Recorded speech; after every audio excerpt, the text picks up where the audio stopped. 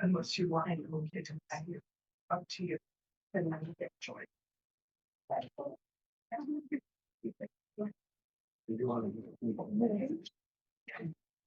So you would be wanting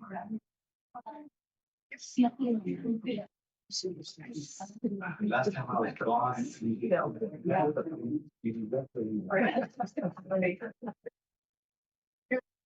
Everyone, I will call us to order at 5:31. If you will all please rise for the pledge.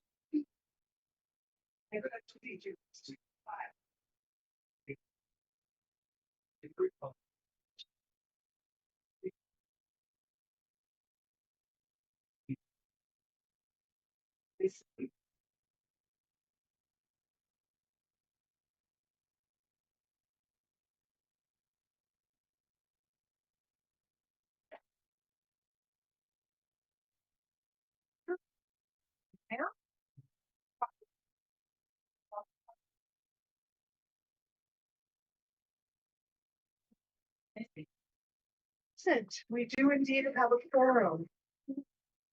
Next up, we have adoption of the agenda. Are there any changes to the agenda, and if so, what?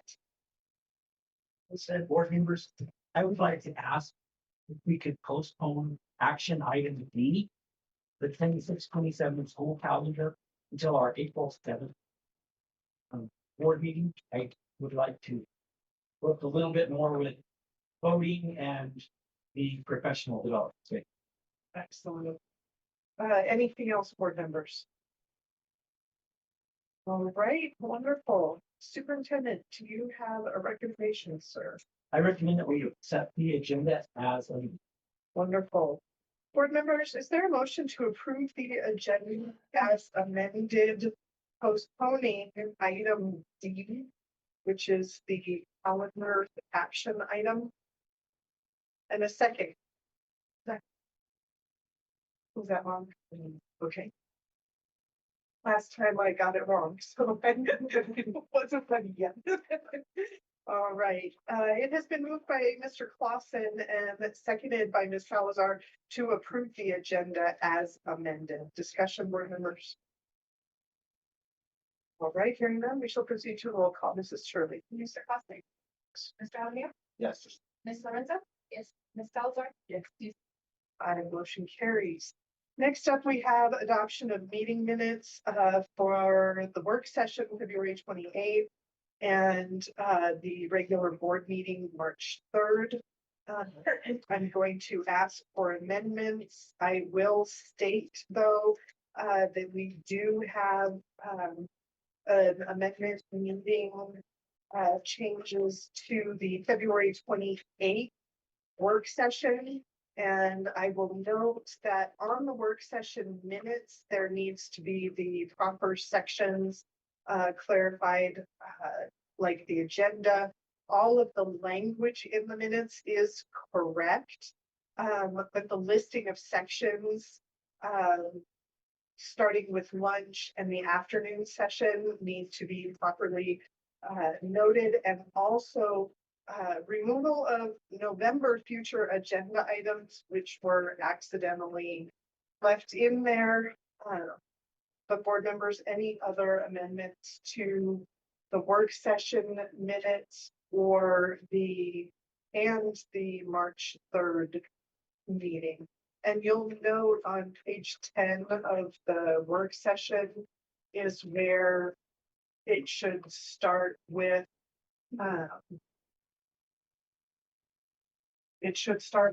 item B, item 5, which is 12 o'clock noon. And then the next section should be the work session. And then so those just need to be updated in there. Otherwise, language is all okay. Anything else on those, board members? All right, Superintendent. Madam President, board members, I recommend that we approve the February 28th minutes from our meeting with the updated correct timeline. Thank you. And the March 3rd meeting. I recommend that we approve that. Thank you.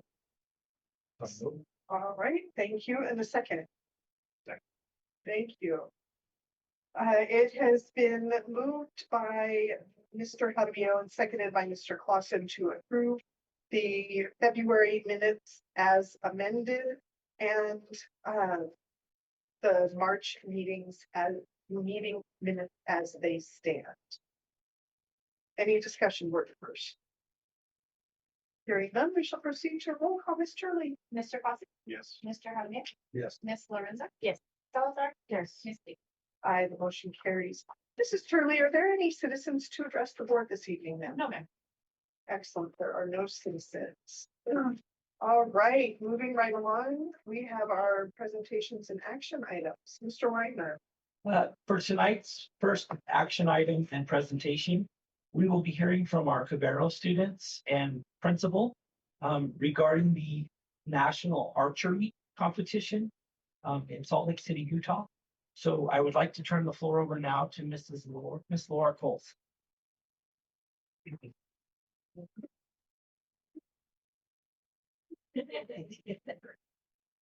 I evening, know. everybody. Welcome new board members. I'm Laura Colt, the principal of Cabero said.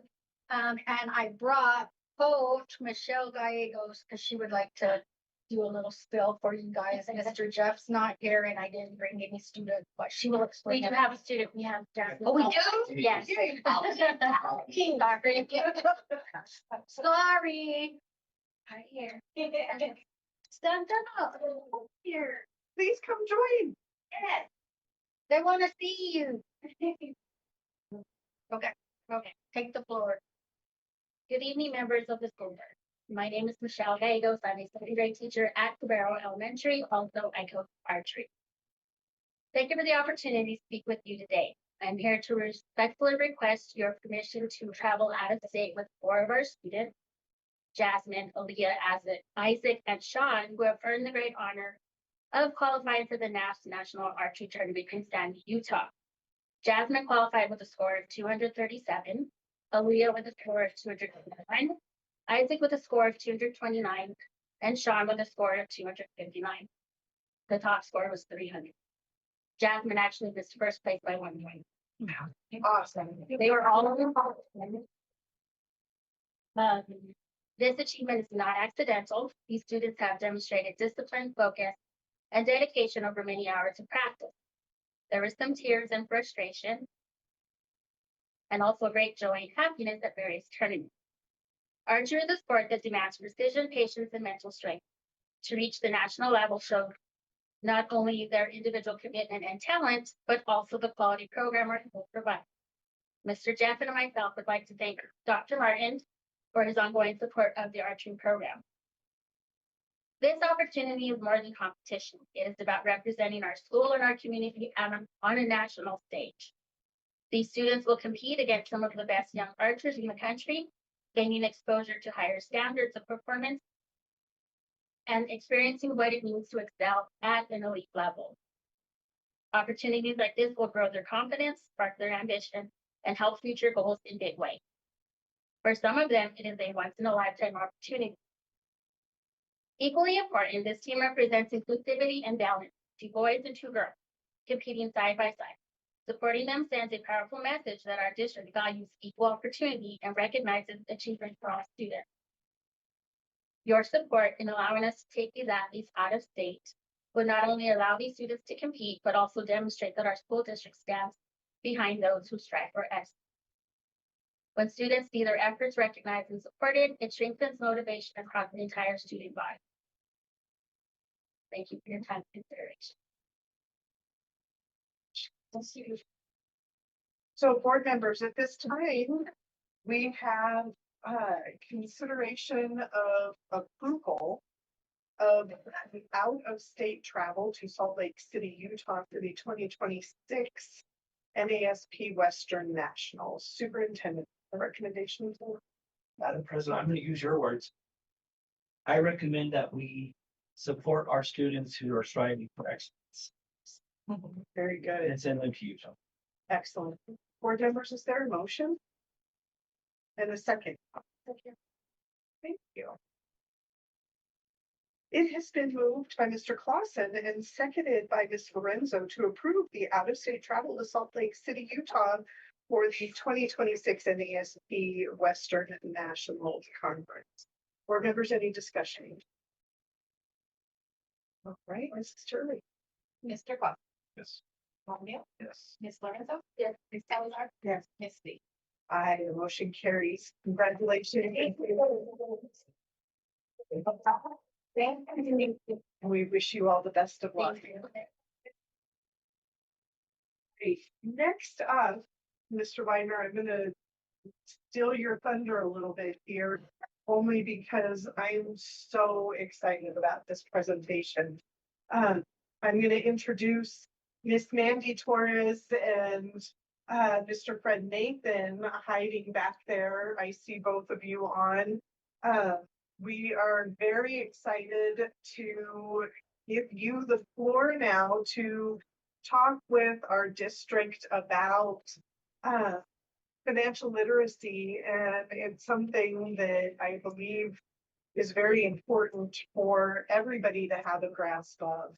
And so I am thrilled that we have Mandy and Fred from Think New Mexico here. They have been doing a lot of really good things in the state, educating us educators and board members about legal priorities, but also things that are really important, such as financial literacy. So Mandy, I think you might be up first unless I'm misspeaking, Fred. No, you're exactly right. But I can introduce Mandy. I would love for you to do that. Thank you. Yeah, so Mandy is Think New Mexico's Education Reform Director. Prior to that, she's worked at the Public Education Department, but most importantly, she was New Mexico's Teacher of the Year in 2020, and we are delighted that she is our Education Reform Director, and she's leading this effort on making financial literacy a high school graduation requirement in all 89 districts. As you may know, we're in 49, but we want to get to 89. So I'll turn over the microphone now to Mandy. Thank you. Hi everyone. And Francie, do you want me to share my screen, or does everybody just have their slides? We have our slides, but if you would like to share, you should have been given co-host privileges so that you could share your screen, and then that way our viewers will be able to see it as well. Okay, so I shared. Can everybody see it okay? Yes, ma'am. Great. Okay. So thank you everybody. Thank you, Fred, for that introduction. So let me start a little bit just about how we got here. So we're joined by Fred Nathan, our executive director, and we became involved with advocating for financial literacy after working on the issue of predatory lending and wondering how and why so many New Mexicans had fallen into the trap of 175% interest on a loan on those predatory loans. So in 2024, we lobbied for HB 171, which was a bill on new high school graduation requirements. And we were trying to get financial literacy as a graduation requirement. We got close. We lost a really close vote on the Senate floor, but we weren't able to get it in. So after that, we just really went straight to districts, asking them to use one of their 2 local credits that are required in law for financial literacy. And so that's why we're here with you tonight. And as Fred mentioned, we now have 49 of the 89 districts. And hoping that you all might be 50th. Hoping you might consider that. We would love to have you join. And so I'm going to go through these fairly quickly because I know we're short on time. We want to keep you all on track. So, what is financial literacy? And here are some of the key components that students would be learning about in these classes: budgeting, credit, debt management, savings, investing, all of those things.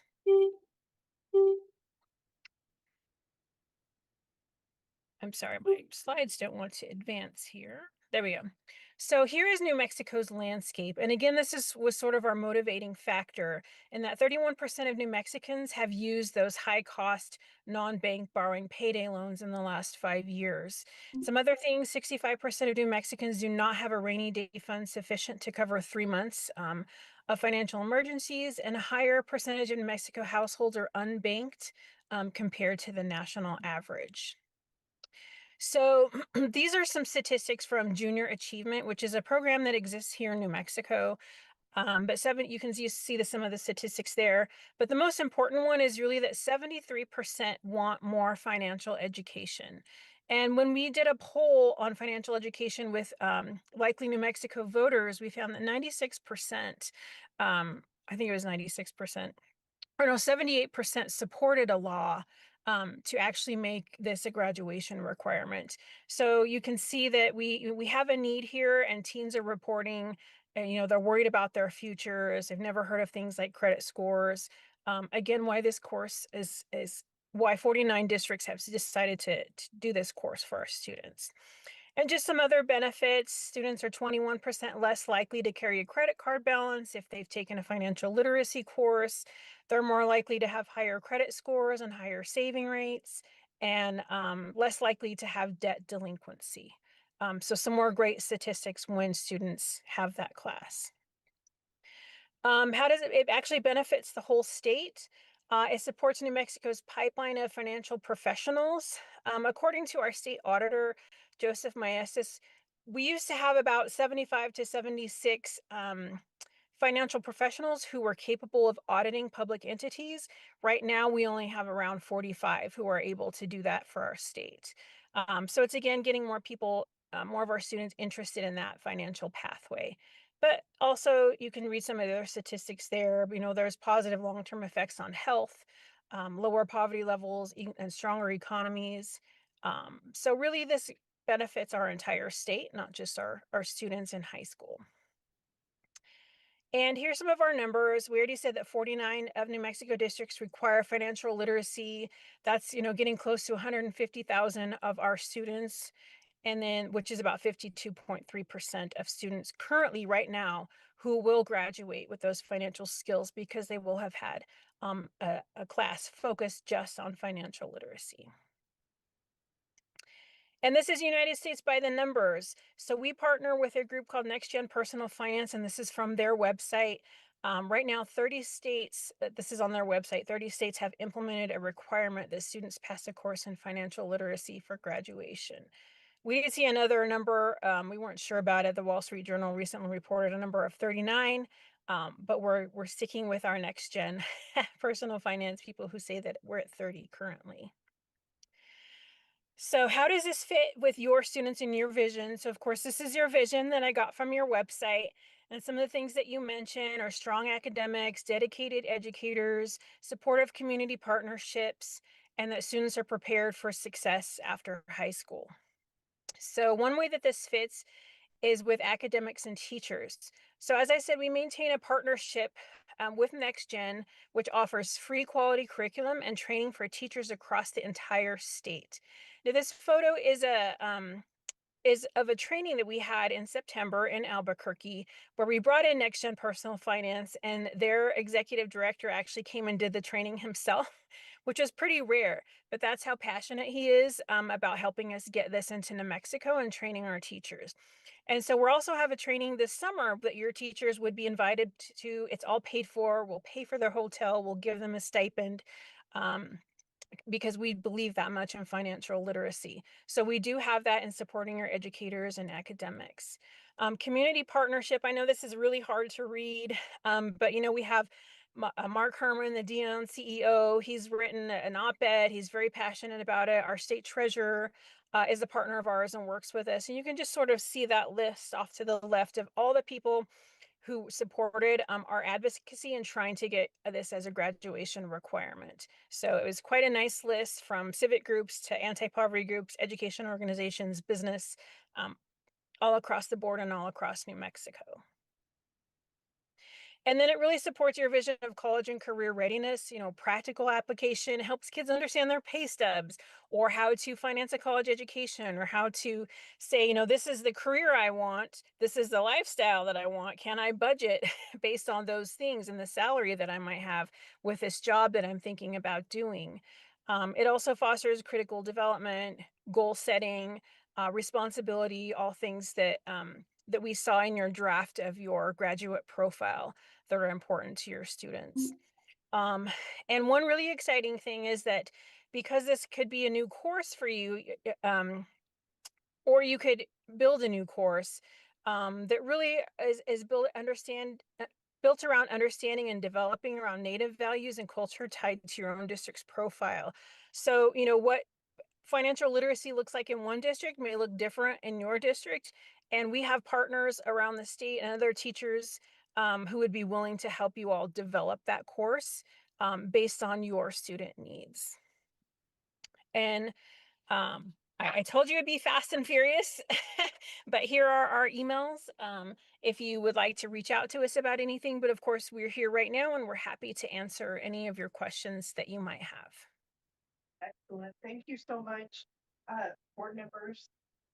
We do have at this time financial literacy as an elective in the district, but not as a graduation requirement. And my understanding, and Mr. Hardman, please correct me on that, it can fall in two different categories as an elective as it's written in our policy, but it's, I believe, is it a half a credit? It is It a half a credit in our catalog. Yes. And So it's. they mentioned that they've been having these conversations since 2024.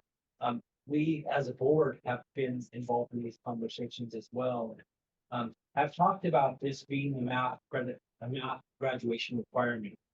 And so we would, of course, have to alter our policy and what our graduation requirements were. So now, board members, do you have any questions for Mandy at this time? I have a question. Ms. Lorenzo. Hi, Mandy. Nice to see you. Hey. This is Donna Lynn. I just have a question in regards to the information on slide 10. Can you give examples and talk a little bit about where what communities some of that the Native values are built into and what that looks like for those communities in particular? I mean, that's really based on what's right for your community. I mean, every Pueblo is different. The Navajo Nation is different from Laguna Acoma Pueblo.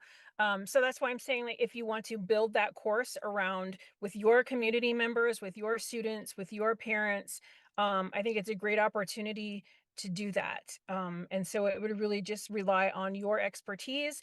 But then you also have these expert teachers who have been doing this work for a while, who could also sort of weigh in and help with some of the content.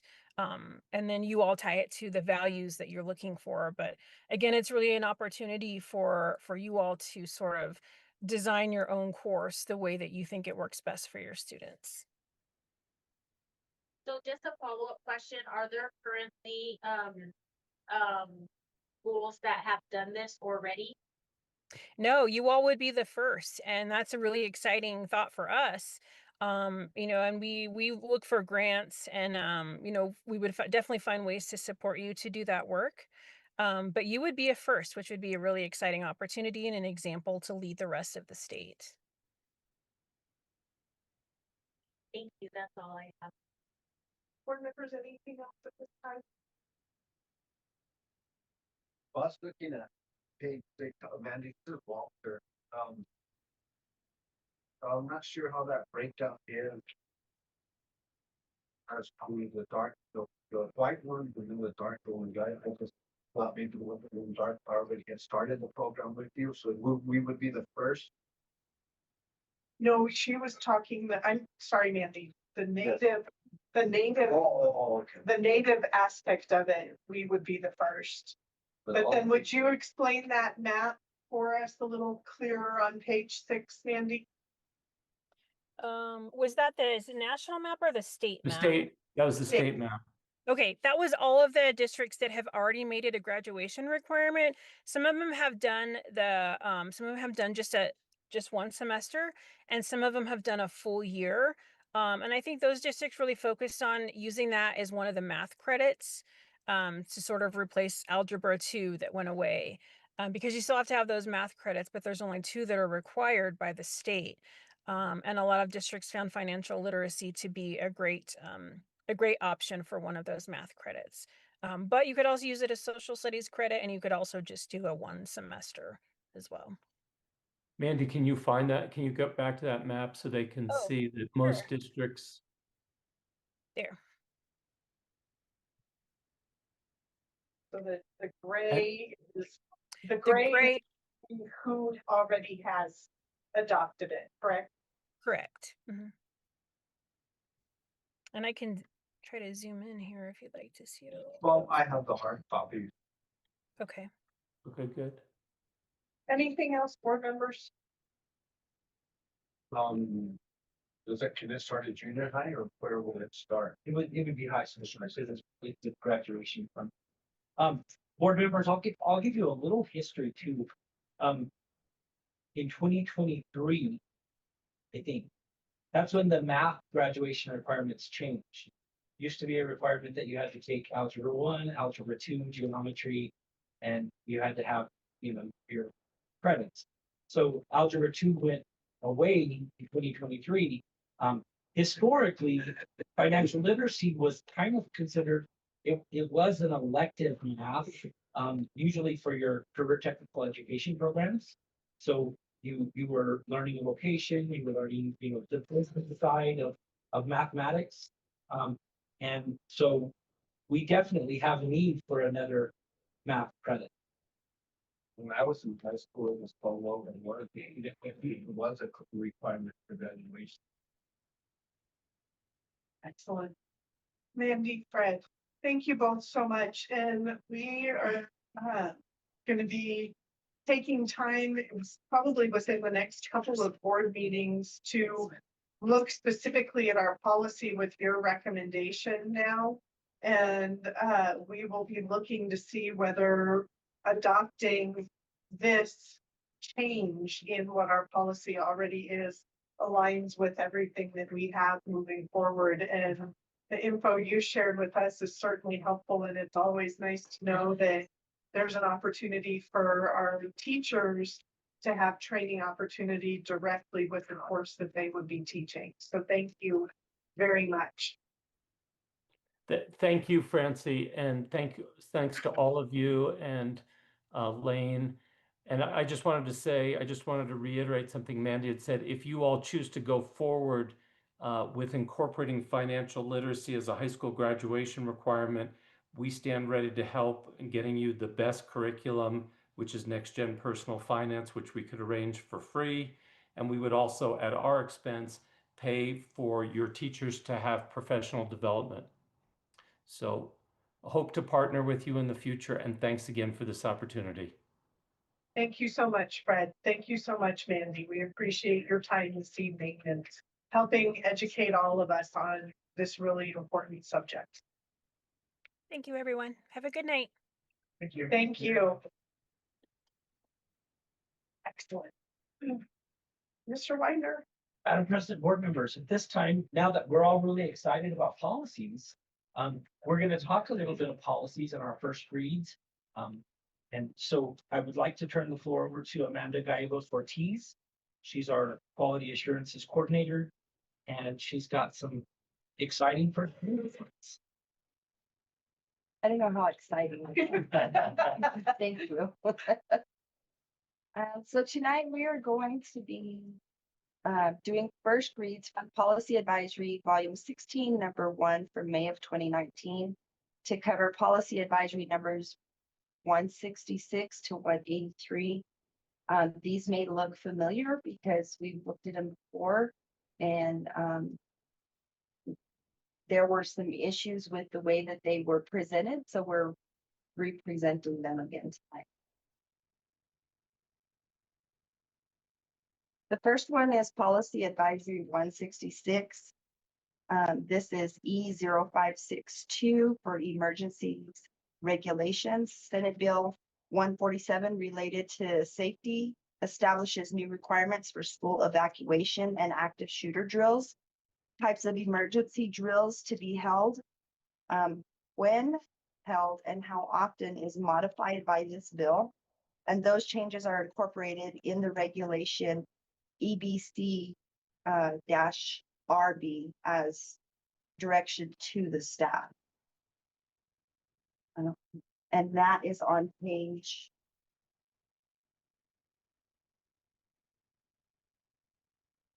So 166 starts on page 7 of the handout.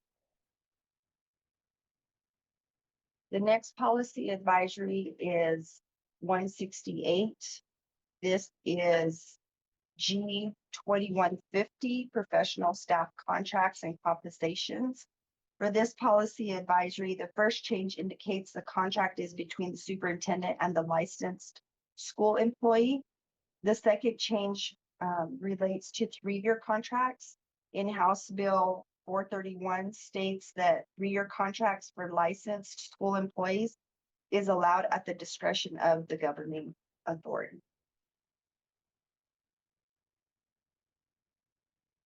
Next, we have Policy Advisory 169. This is for sabbatical leave. It is rarely used due to the cost, but policies must stay aligned with the law.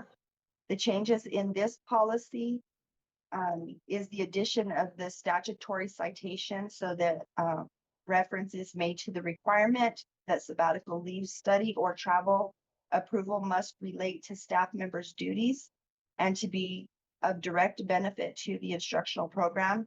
This is a higher standard, and some districts would apply. For the next advisory, this is Advisory 174, professional staff duties and responsibilities. This advisory updates the required duties of licensed employees to reflect statutory changes. It ensures district policy includes the full scope of responsibilities outlined within the current law. The next policy advisory is 175, evaluation of professional staff members. In House Bill 227 requires superintendent to adopt guidelines and procedures for the performance evaluation process. This must include the effect of the use of personal and sick leave in accordance with district policy. And this has been added in the procedural steps in the process of evaluation for licensed teachers. The next policy advisory 176, professional staff termination of employment. This advisory updates statutory timelines for notifying licensed employees of non-renewal or termination. The notice of termination of professional employees gives 15 working days prior to the last day of the school year rather than the previous, which states on or before the last day of the school year. To differentiate this policy from the discipline policy, the subtitle on the note, the subtitle of that section just says notice. For policy advisory 177, this is resignation of professional staff members. This change mirrors the advisory from 176, but applies to resignation rather than termination. And it ensures that timelines and statutory expectations are consistent across related policies. For policy advisory 178, professional staff positions, for the purposes of separating policy terms and applying the titles to policy, it is necessary to identify the differences between professional and support staff. A licensed school employee for the purpose of the school code as meaning teachers, school administrators, and instruction support providers. Instruction support providers mean a person who is employed to support the instructional program of a public school, including educational assistants, school counselors, social workers, school nurses, speech language pathologists, psychologists, physical therapist, occupational therapist, recreational therapist, marriage and family therapist, interpreter for the deaf, and diagnostician. Since our policies are divided between professional and support staff, the best way to differentiate between these terms is to give the professional determination, saying that it's a licensed school employees, and then the support determination is all other employees, which would be the non-licensed. For advisory 180, this is support staff, contracts, and compensation. So to maintain consistency with newly defined employee categories, advisory 180 updates how support staff are classified and ensures contract language reflects statutory requirements. Minor modifications were made to the definition of a support staff member. Same thing as discussed in the previous one of 178. For policy 182, this is for school volunteers. House Bill 431 changes the requirements that volunteers pay the cost for obtaining a background check. This allows the district to make the choice as to whether the fingerprint criminal record background check will be paid by the volunteer or the school district. Districts should be consistent in application of the choice regardless of the direction the district goes. And that is all my advisories for first reads tonight. Are there any questions? Board members, do you have any questions or recommendations about policies as they have been presented to us? I don't have a question. I just have a comment. I thank you and I appreciate seeing the design in text changes and the additions and Anything else, board members? Thank you, Ms. Lorenzo. Simply, I will let the board members know that originally these policies came in 2019. Some of these have evolved, even so, like with the evaluation system, that comes from the public education department. So some of that is much more scripted now, 6 years later. So, but I'm very thankful to Amanda for bringing us up to speed and bringing us into the 2020s. Thank you very much. We appreciate these updates.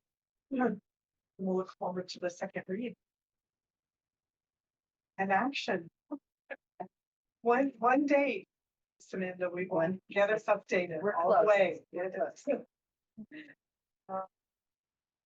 Mr. Wagner, we have removed the school calendar from this meeting, moving it to the next meeting. So next up, sir, is I am really excited about Mr. Chavez started with us last fall and came on as our GCCS Executive Director of Student Support. And he has a really exciting, enlightening presentation for you on the current status of GCCS's graduation rates. Mr. Chavez, which slide deck would you like up first? So that I know which one it is. I think I've got you. I just have to get to it and then share. Apologize, speaking more here. Someone needs to let me be a co-host. He probably heard you. I was hoping that he heard.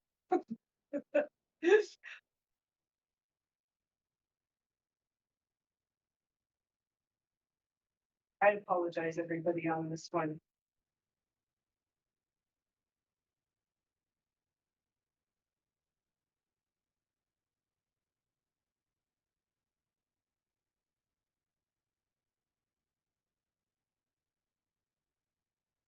George, you're not allowing us yet. I know it.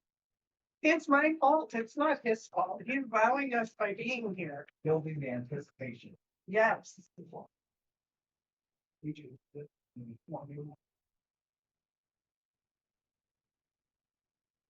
Oh, here we go. Apologies. Is this the one that you want, sir? We'll see if it gets up That is, Perfect. that's correct. My apologies, but now we're ready. All right, well, good evening, board members, superintendent, leadership team, and especially our principals in the audience, because it really does reflect on the hard work that they do each and every day. Tonight I get the pleasure of presenting an overview of our graduation rates and trends for our district, also including how we compare against the state and what that means for assessment. Next slide. Purpose of the presentation, briefly review how graduation rates are calculated. We know we've gone over that once, so I'll go over it quickly again.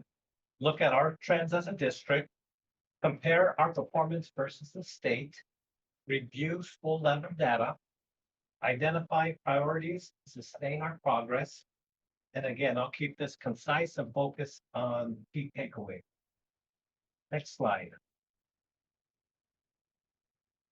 And I didn't create these magical slides. It's an update that you can beautify the slides now, so wonderful. It's good. It's Yeah, very attractive. common misconception, and again, I'm gonna try to go over this in a way everybody can understand, is that graduation rates are calculated on the number of seniors who start that year and finish. And that is, it is based on a 4-year cohort.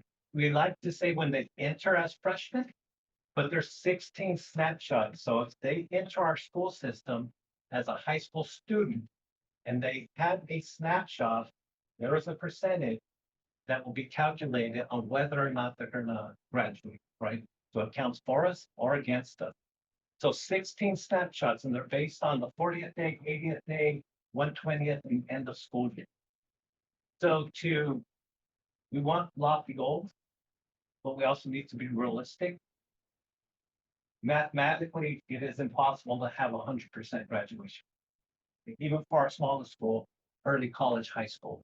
That small n size, number of students that will graduate there, we'll see big shifts at ECO just because one could mean 15%. Right? At the larger high schools, you may not see such big shifts in their graduation numbers. 4-year cohort is what we all look at. Again, that's when they enter their freshman year, when they finish in 4 years. There's also 2 others. Doesn't get a lot of publicity, 5-year and 6-year. That means it's just students may need an extra year or 2 to graduate. So whatever we fall on as a 4-year graduation rate, we should always improve 5-year and 6-year just because some students may need a little more time to graduate. This does account for transfers in, transfers out. It does include, for example, if we have a student that starts with us, gets expelled, gets suspended, maybe even online learning, but does not graduate, at some points that will count again. Okay. So again, I think there's a misconception that it's the number of students that start their senior year, and that is not accurate. Calculation is very technical, and I put some examples at the bottom of what exit codes are. Exit codes really track whether or not the student graduates. There are different exit codes of bonds. I just put examples. The first ones, for example, if a student withdraws, pursues their GED and they get their GED, that counts against us in a negative way. Does not count as a high school diploma. So we want to do our best in order to really graduate students on time, and that's a 4-year window. Exit codes is what's going to be accurate in predicting our graduation rate. Every year, districts get raw data sent to us by DED. It's our job to go through that data and verify the exit codes are accurate. So when the high school entered the exit codes, it's sent to the state in return a year later, sends it back to us to verify those exit codes are correct. This year, when we had the opportunity to review our exit code, we made over 90 corrections, and you have to have evidence of those corrections. Sometimes it's just entered wrong. So we called our principals, we asked them, we went down the list. We called parents, we wanted to make sure our data is clean and accurate. And because we did make some corrections, we saw a growth in our graduation rate. Doesn't mean that the current rate wasn't always it. It's just that we're making sure our data is valid and accurate. Next slide. So this one is the state rate. It is the highest in 15 or more years. The state rate is 80.6. The state has never had a graduation rate that high, and you can see how they're climbing. It is, remember, it's for the previous class. It's going to be listed as 25, 26 because that's when it gets published, but it's always for the previous graduate. It's important to show that expectations are increasing, performance is increasing, and that's why you're seeing graduation rates increase across the state. It's important to remember that 80.6, we'll reference it a little later. Next slide, please. According to state data, using NMB, some of their old programs, this is the first time that our district has reached 80%. And so that is something to really acknowledge. Absolutely. In 23-24, we moved, our graduation rate was 70.6%. A year later, we are at 80.1. So that is a 9.5 percentage rate improvement. So, really want to recognize our principals, and we'll recognize staff, students, families, board, district staff, because it takes a lot to really show that type of growth. So for context, we're a half a percentage point behind the state of New Mexico now. They were 80.6, we are 80.1. But most importantly, it reflects that we are graduating more students in that 4-year window. So more students, higher percentage, and on time. Next slide. This is the district rate. As you see, over time, kind of been relatively flat while the state has started growing. We grew by 9.5 percentage points, and we are half a percentage point behind the state's average now. It does reflect great focus at the district and site level. We are monitoring attendance better. We're increasing credit recovery. We're expanding CTE coursework. Engaging students will increase the graduation rate. So it's always important to increase attendance, increase engagement, and have high quality instruction in our classrooms. Again, improve cohort tracking to include verifying our exit codes are accurate. Again, these systems will allow us to better track and monitor our students so we can provide interventions and provide support so they graduate timely. Next slide. We'll go to the site level, and I passed out some of my presentation to our principals as well so they can see the growth at their sites. First column, grants high. You see over time there's been fluctuation. Again, not saying that they haven't been in the high 70s. We were just able to verify this year. They grew by 8.8 percentage points to 77%. Laguna Acoma High School grew by 6.8 percentage points to 89.1%. And then, of course, we're going to see great fluctuation at early college because of the small graduation numbers, but they're at 96.2%. Again, that's why you see numbers after the percentage, because they're not going to be round because of 16 snapshots that takes to verify what the graduation rate is going to look like. Each school, significant improvement, so congratulations, great improvement there. This indicates that improved support and access across the district is in place and at our high school. Next slide. What I did here is when the Public Education Department released their statement, I just took their demographic groups and then I just compared ours as well. I didn't cherry pick to compare or really kind of navigate through, rosy picture. I wanted to just apples to apples. So in their press release, these were the demographic groups that they presented. And so I did the same. You can see that we performed well and even higher than some of the groups that they publicly released. And then we've made up some gaps in some other areas. So we're not far behind in those groups either. Students can fall in multiple categories. So you may see one in one category, but they may be represented in another. And again, depending on the number of students that fall within each category, will swing that percentage point. So it's not always going to be small growth. You could see large swings in that data as well. Again, I think we're outperforming the state in a lot of these categories and not far behind in others. So it shows us as district staff where we need to provide better support at our site, and also where the sites can do as far as addressing some of these concerns. We want to make sure that we're always outperforming the state. Next slide.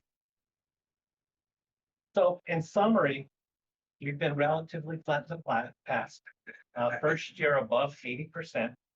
We're within a half percentage point with the state of New Mexico. So effectively, we've closed the gap against the state of New Mexico on their graduation rate. Huge milestone for our schools and for our district and ultimately for our community.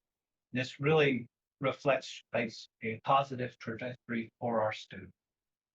It really does well. As next slide, please. As students earn their high school diploma, it really does guarantee you the opportunity for a better quality of life. That high school diploma will open up a lot of doors for them as they move forward. It's always important that we understand we're improving student outcomes. We work and we'll be graduating on time, and we will see this increase in our graduation rate.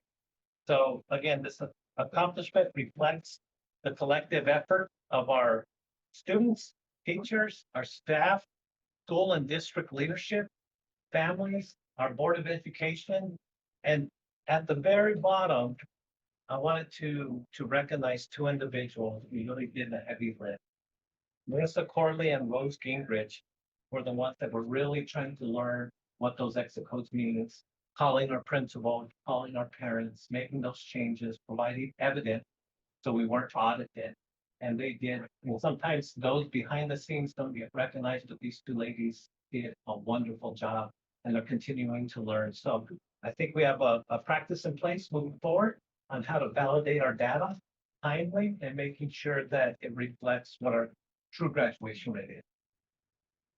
Next slide. All right. So in closing, the proud milestone for our district, for our schools, for our students, for our community.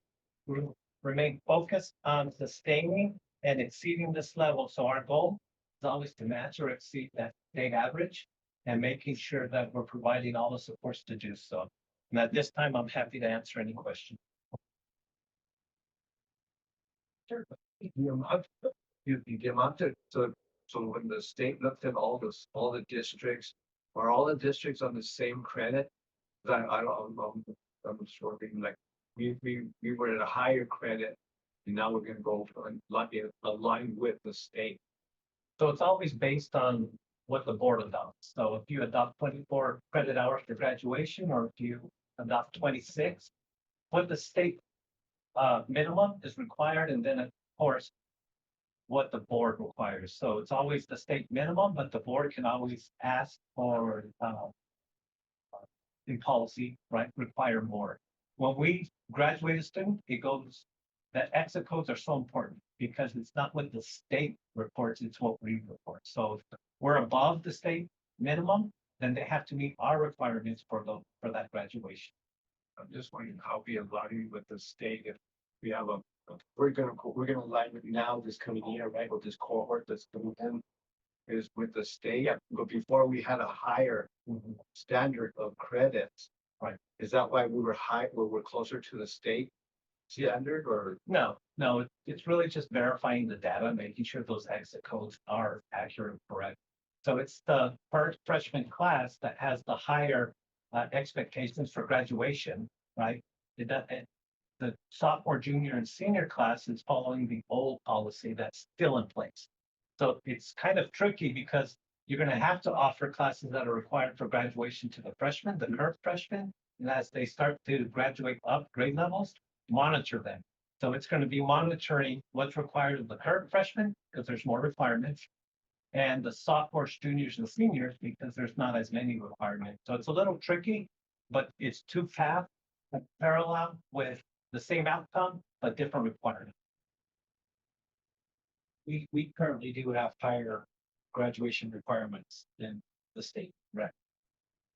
Ms. Bonnie.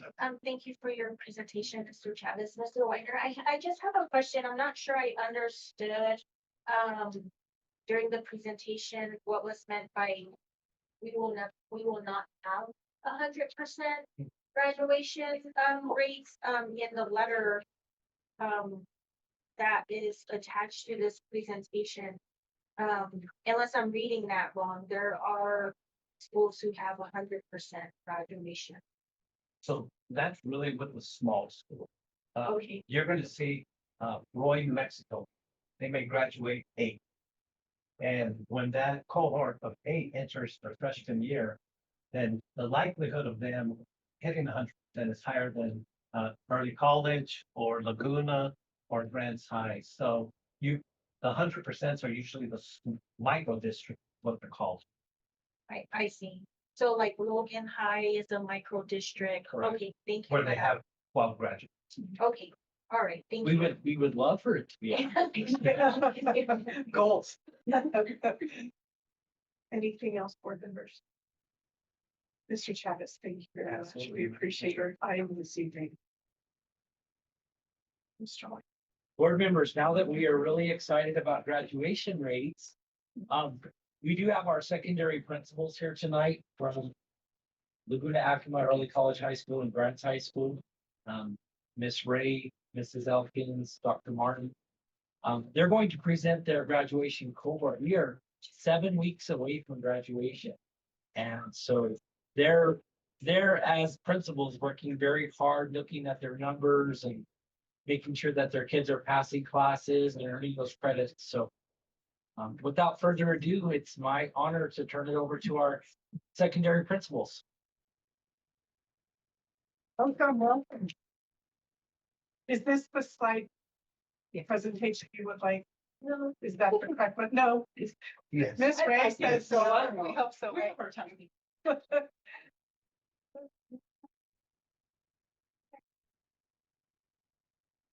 Good evening, board, executive staff. Thank you for having us here tonight. So I had a little bit of change at Laguna Acoma. We went from a cohort of 61 to 59. And we worked hard with the 2 students who who made their mind up to go ahead and step down from and pursue a GED.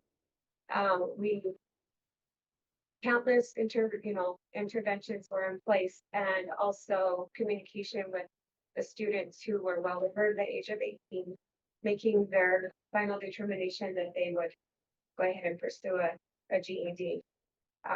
That was hurtful to us, but at the same time, we did honor their decision.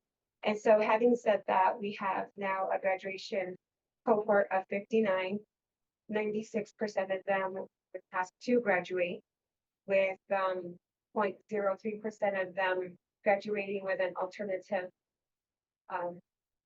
diploma, which is still great for them.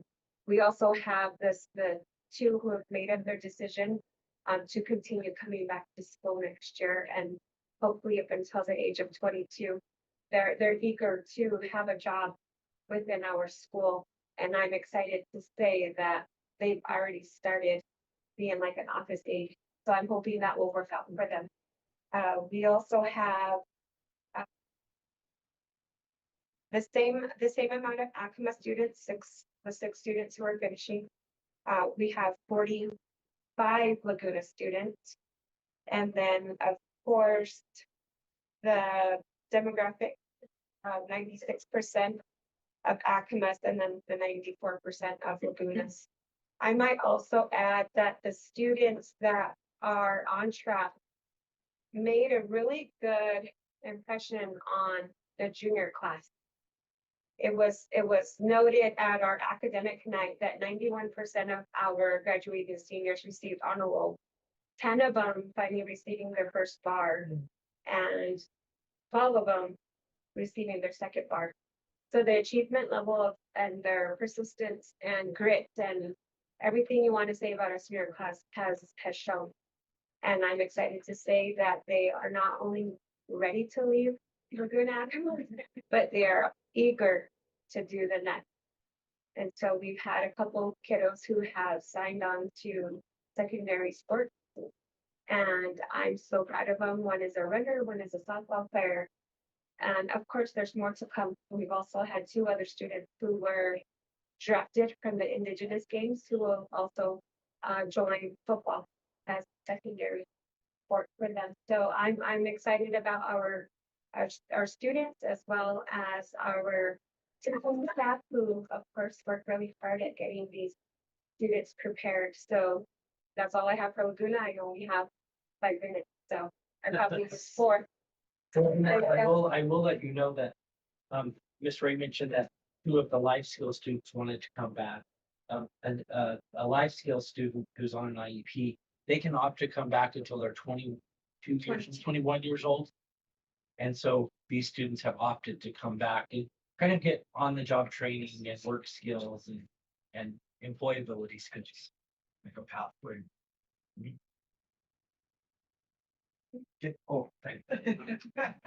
The president, members of the board, Superintendent Weiner. Our data, the graduation data didn't really change from last time. We have 11 seniors, all of them are on track to graduate, and one early graduate, a junior that the board is approved to graduate with this school year senior. Out of the 12, 7 will be completing associate's degrees. Actually, 3 will be completing 1 associate's degree, and 4 of them will be completing a couple. So that's where we're currently at, and all 12 will be graduating. Good evening, Madam President, board members, my directors, friends in the back. Mine's changed a little bit since the last time we spoke. I also, like Miss Ray, have lost 3 from the original cohort. 2 of them just failed to return, and then 1 has decided to pursue a GED. So you'll see that our cohort number changed from 179 to 176. And again, just as a reminder, we're talking about raw numbers. We're not talking about four-year graduation rates, just raw numbers. 2 of those students were Navajo students, and 1 of the other was a Hispanic student. And you'll see that reflected on the presentation. That being said, our on-track number moved, so it moved up 4 kids, and so it moved from an 85% to an 89%. Our credit recovery moved down 5 kids, so that's good. And so those kids either were on the kids that we dropped, or they've moved up. So that we have 13 students currently in credit recovery and on track to finish that credit recovery, so that's 7%. And then 7%. And then our possible retention prior to this was 9. 2 of them were those students that we talked about have moved on. So that's moved to 7 students, and with a 4% rate. And like I said, 2 now students, 1 just spent. And so we're playing with about 3 kids. And same thing, we're just pushing really hard, especially on what we would call the red students and the yellow students. Our current yellow students we feel really good about because they're on track and moving, and we reassess that data this week. And then the red, I want to say they're possible retention because they are able to be saved. They just have to do their part. And I think that's it. But if I can, I want to provide a little bit of peace of mind, Madam President. Is that okay? Yes, Our 4th year mathematics is currently financial lit. And in the district, we do offer an alternative applied math, which is for our CC kiddos. And so that would be a really flex. Like I don't want you to feel like it would be like a systemic thing. We currently offer financial literacy for all of our seniors at the 4th level. And with 171, it would be really easy to flex that in Word. So that's easy. So we currently offer it as a full credit mathematics credit.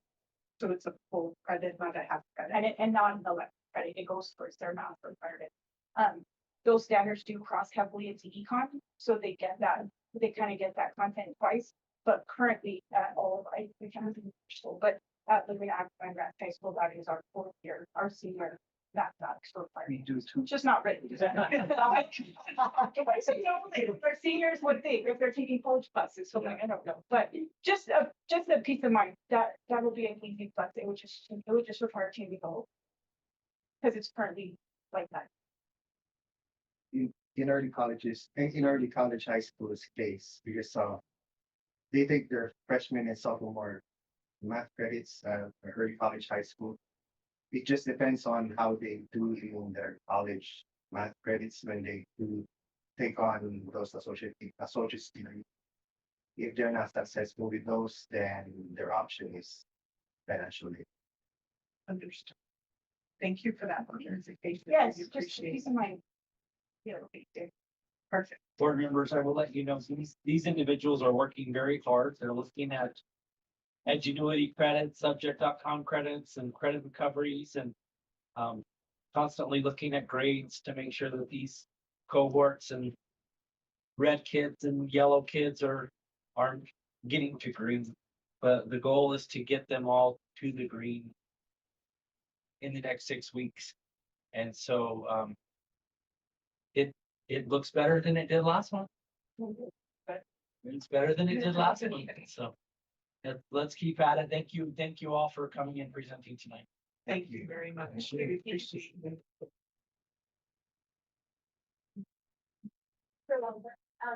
I just have a quick question in regards to some of the interventions. Can you share a little bit more about what those interventions are and where they start? Like, because I hear like you said, like red, yellow, green students, right? So where are those interventions starting? I can't speak for Mrs. Elkins. I was at GHS for a number of years when the graduation rate wasn't so great, but that was during the pandemic. We would start the fall semester and The We- fall semester of their. when we started the fall semester of their senior year, we look at what credits they needed to graduate. And our counselors would call them in, meet with the families, talk to them about, okay, you've got to pass it. Well, yeah. Yeah, so during their freshman year, they start with the next step one. That's where you come in. It's kind of like in college, you get your degree fund, right? And so you need 26 credits to graduate. You've got to take New Mexico history, you've got to take econ, you've got to take government, you've got to take world history, US history, and you have to have those to graduate. And so we're constantly monitoring the kids through the next step one, right? And then when it becomes their senior year, then that's when you start the family meeting. And you meet with the senior parents and you say, okay, this is what your child needs to graduate. They need 5 more credits. So they've got to take 10 sections this year. And so we try to build a schedule so they are on track to graduate. So those additional requirements, like, so let's say they needed credit they get from their freshman year or their sophomore year, they have to do senior year credit in addition to freshman year credit. Correct.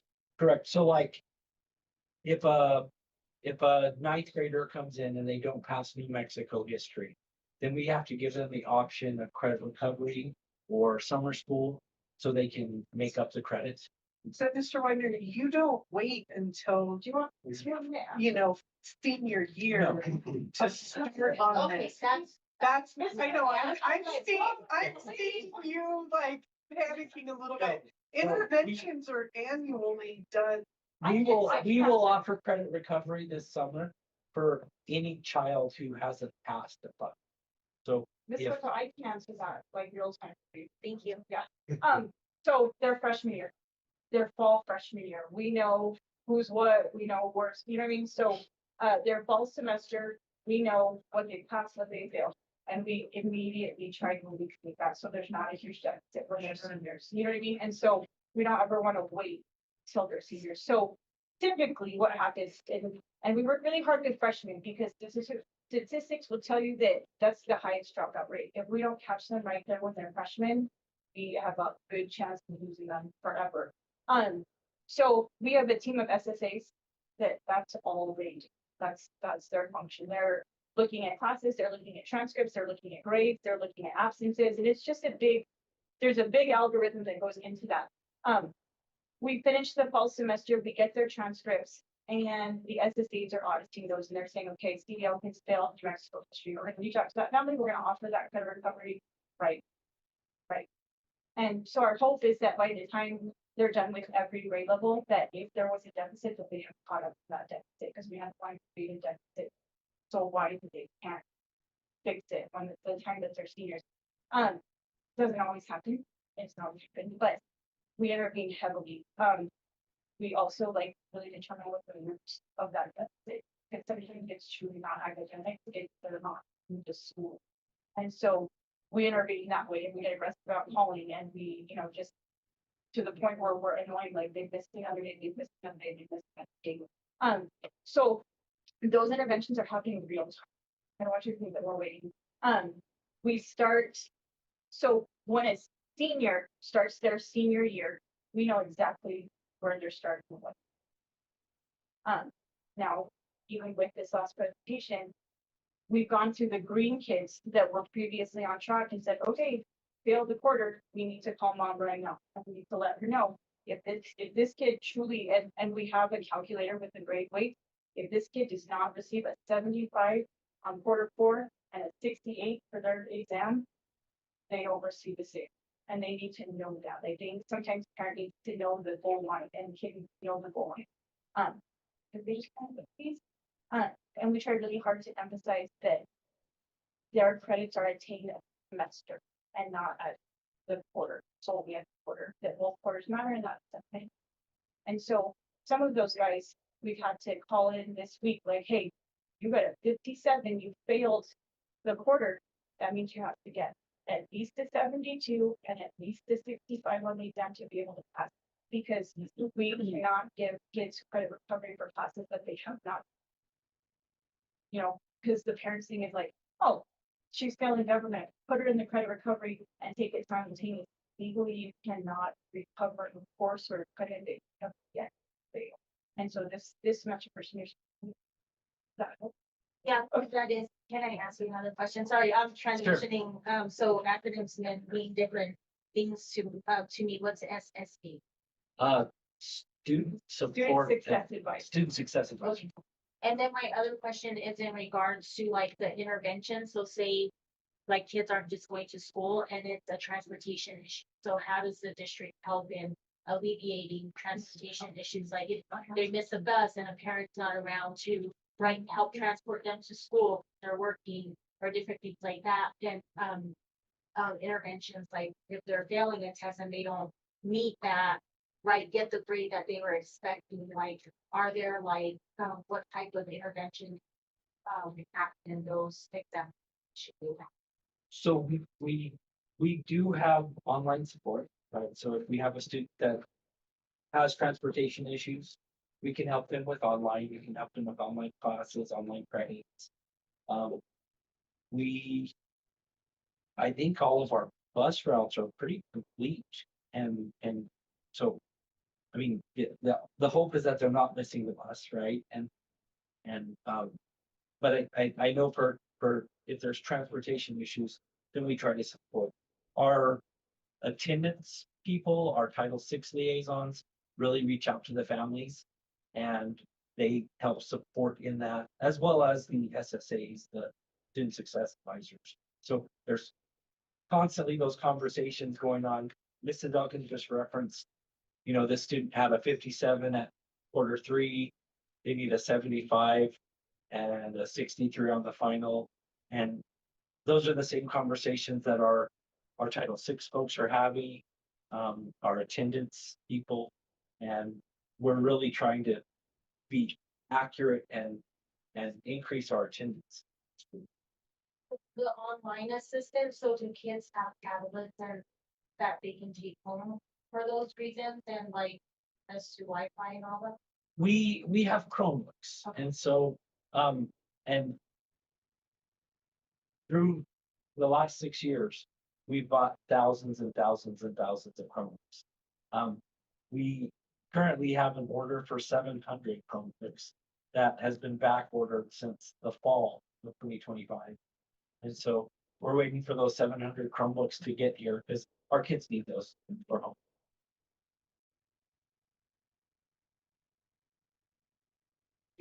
Mr. Wagner, next up. Mrs. Priego is going to share some data. She's going to give us the Jennifer notes. She's got 40 slides of data to present. And she's going to let you know about our middle of year data assessment data.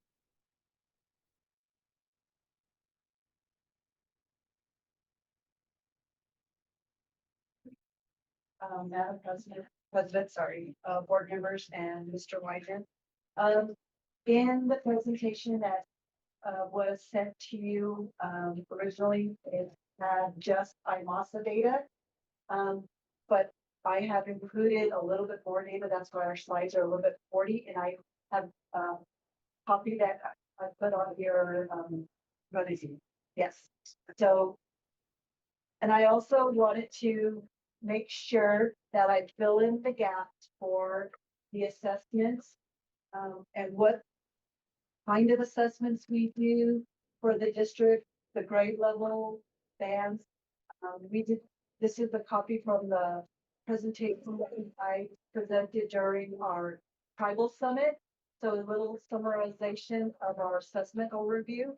So for our K-2 students, we do last year, the 24-25 school year, it was iStation.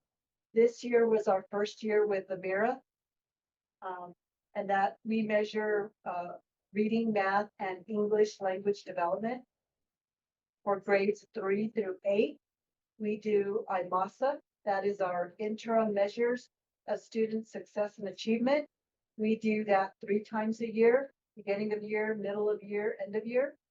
And what this test does, it tracks progress toward grade level proficiency.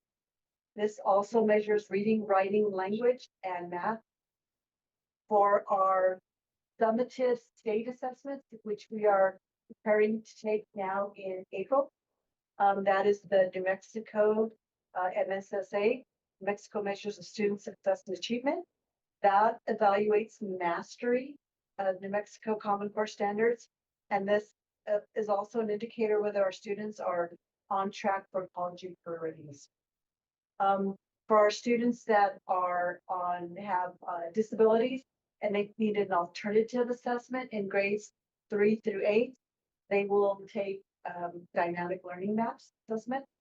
And then also our students 3 through 8 take New Mexico ASR, that is assessment of science readiness. And that is not every grade 3 through 8, I'm sorry, that's 5, 8, and 11.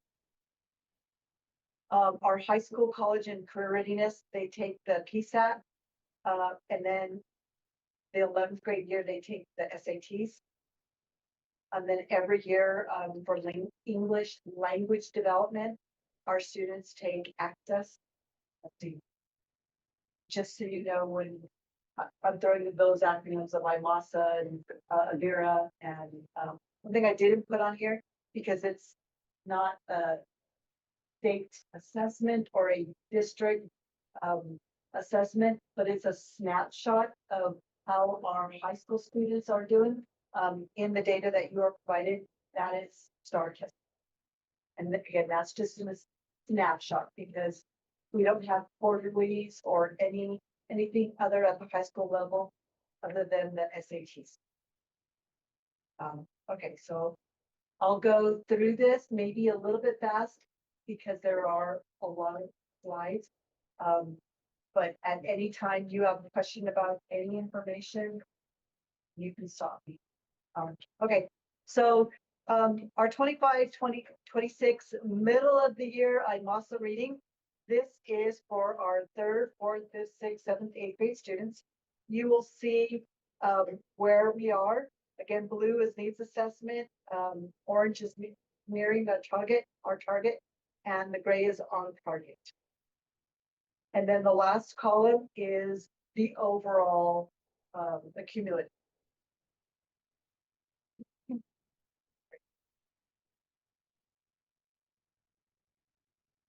And that is for reading.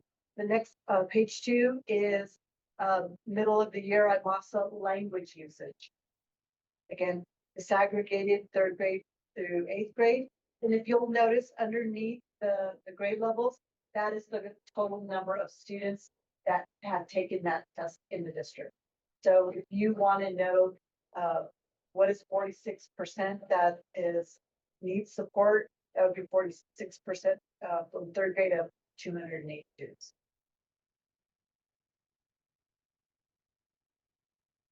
Here's a snapshot of our IMASA math data, middle of the year, 3rd through 8th grade. Then you will see the overall, district-wide.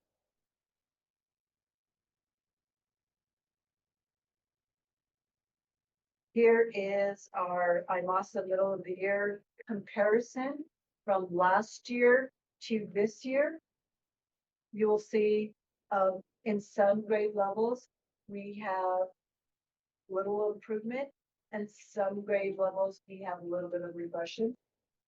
But this gives us data to ship to, for us to work on, where we need to do more targeted interventions. You see the first column is 24-25 students that are on target. Second column is 25-26 school year that are on target. The third column is the near target for the 24-25 year. Again, the next column is the 25-26 near target year. And then the 24-25 needs support percentage, and then our 25-26 needs support this year. Page 5 is IMASA middle of the year comparison for the 24-25 year and 25-26 year in language usage.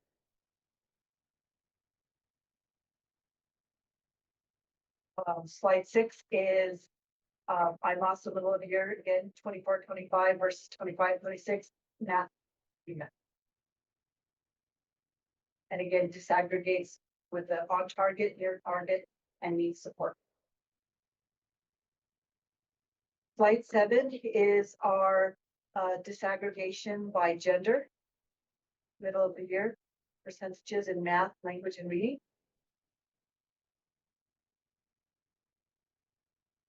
Slide 8 is our IMASA reading percentage on target by ethnicity.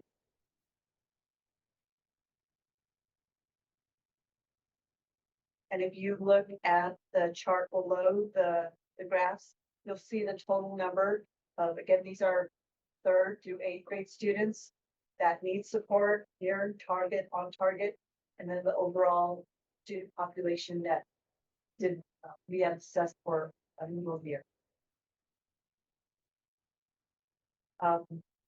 Next, slide 9 is middle of the year language usage.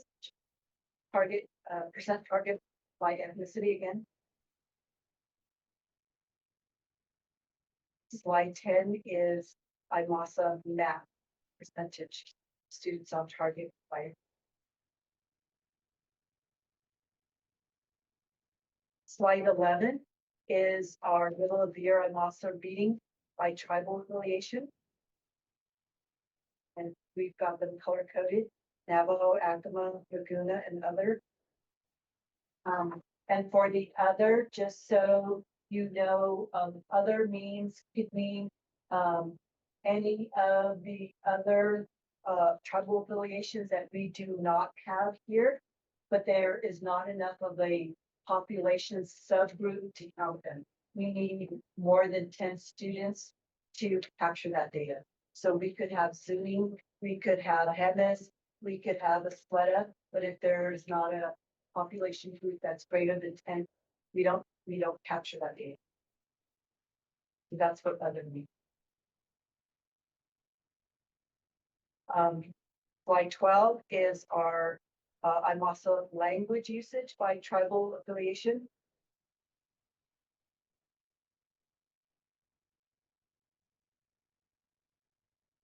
Slide 13 is our IMASA math data by tribal affiliation. And again, the column on the, well, it's not a column, but the information on the site will tell you the total population of students taking that.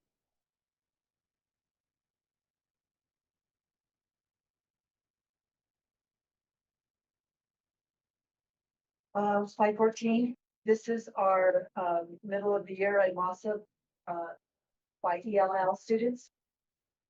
And this is with math, language, and reading. And again, it's needs support in red, the blue is near target, and the green is on target. You'll see the total number of students that take the reading, the language usage, and the math. I mean, it's this, what is ELL? English language learners. Okay, yeah.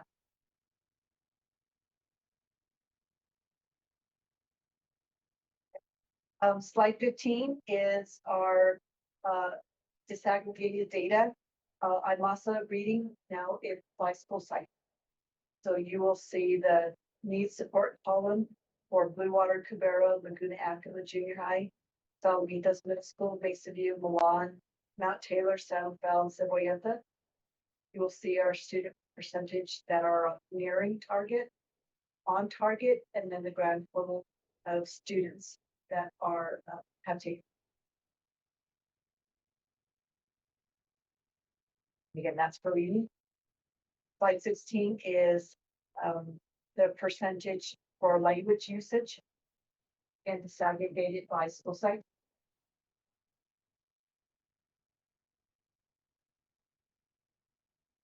And then slide 17 is I'm also math data disaggregated by school site with our needs support near target and on target.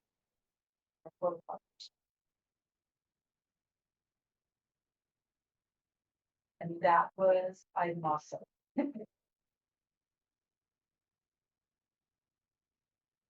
On the next slide, we're going to start with STAR. And STAR data is for our secondary 9th through 12th grade. And you will see, this is the middle of the year. You'll see the early college, Grants High School, and Laguna Acoma. When you see the no score column, that is the number of students that we were unable to test in this snapshot. During this testing window, they may have been absent. It could be multiple factors. Again, the data is disaggregated at and above benchmark, intervention, on watch, urgent intervention, and then the grand total of the number of students per site that took the STAR middle of the year. Ms. Priego, on this slide, if you don't mind me interrupting, what is the total population at Grants High School, and why would 200 plus students be allowed to miss that or not have the opportunity? That seems even excessive for absences or sporting events or something of that nature. I don't have an accurate answer for that, but that is something that we are discussing with our site test coordinators. Every school site has a site test coordinator. The site test coordinator is the person that assigns the test, make sure the students arrive for the testing window. So as I mentioned, there could be several factors that could stop this. It could be they're not there when we assign a test for STAR testing due to a game, they were absent. It could be multiple factors. And I do agree, 200 is a lot. That's a whole grade. And that is something that we are looking into. Thank you. Yes, absolutely. And then I have a follow-up question, if I may. For that thing, like, do students know when this test is gonna be administered? Is it like one day, one period? Is it multiple days? that would be arranged by the site test coordinator. Usually we have a testing window.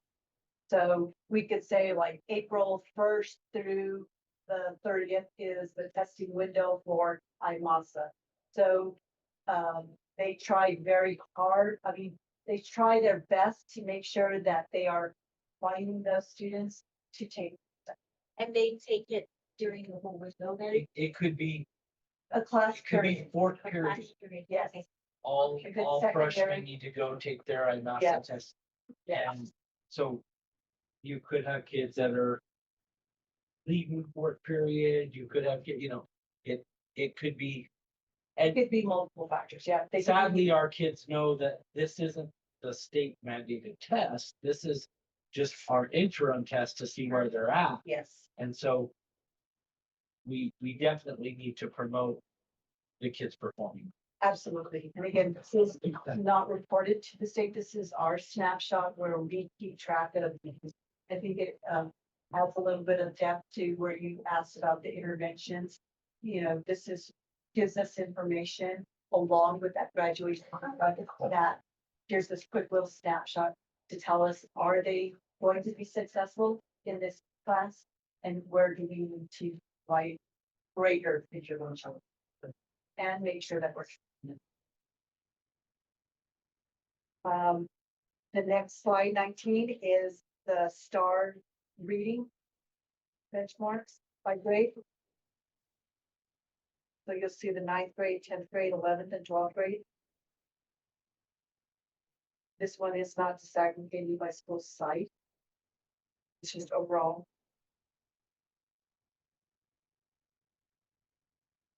Twelfth graders may check out after fifth period and then they're not going It could get. for sixth grade testing. Again, the site test coordinator is also usually at a school site, a teacher. So finding that coverage, again, there's multiple factors that could probably be hinders that we need to do better investigating and support. Page 20, this is our 25-26 STAR reading benchmark by gender, disaggregated by genders. The blue are for the males and the pink are females. Again, we have our urgent intervention, on watch intervention, at and above benchmark, and then the percentage of students that we did not go to support.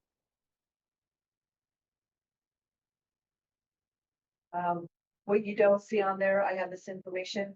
This is 520 females that were tested and 532 males. Can you repeat that? Sure. 520 females were tested and 532 males.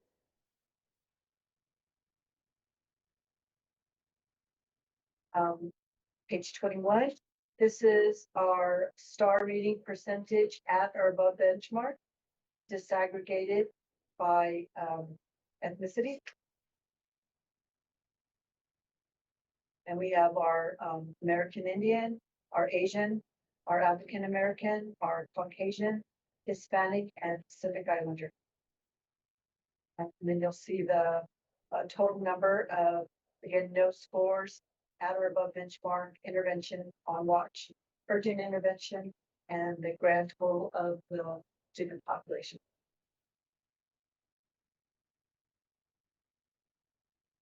Slide 22 is the disaggregation of STAR reading benchmark by tribal affiliation.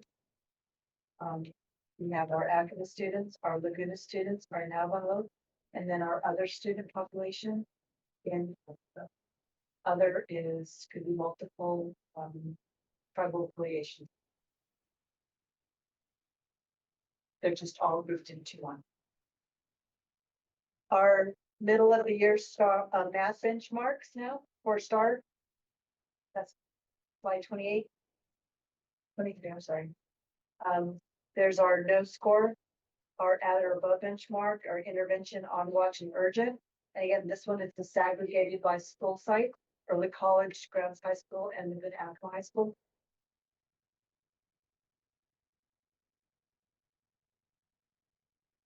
I think our students like math.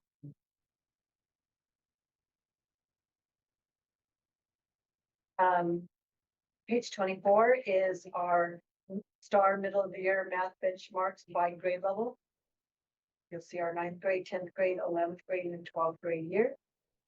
And then we have the blue no score. Orange is at or above benchmark. Gray is intervention. Yellow is on watch, and blue, dark blue is urgent intervention.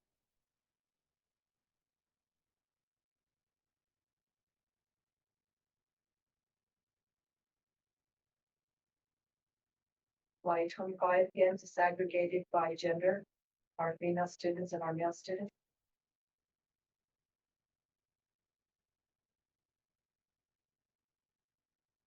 And this is the same student population, 520 females, 532 males. And get all from all three. 26. This column chart will show math percentages for students by ethnic group that scored at or above the 40th percentile ranking. This chart shows student count for each scoring category.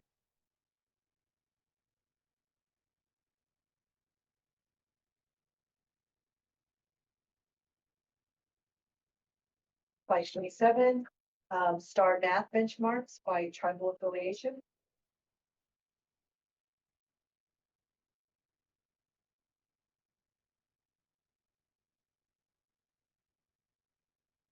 Slide 28 is a column chart show math performance by with ELL, language learner. And this is overall, all students, 9 through 12. And it's you'll see the chart on the bottom, disaggregated by reading and math.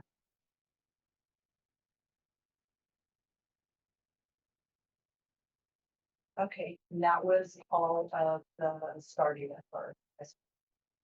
The next few slides will be for Amira. This is our PhD data. So the first one is just our kindergarten students performing at middle year. And then you will see along the horizontal axis on the bottom, you'll see those abbreviations. I'll tell you what those mean. So those abbreviations are for kindergarten, the LC is listening comprehension. The LK is letter knowledge. PA is phonemic awareness. Kindergarten does vocabulary. They do LS letter sounds, and LR is letter recognition.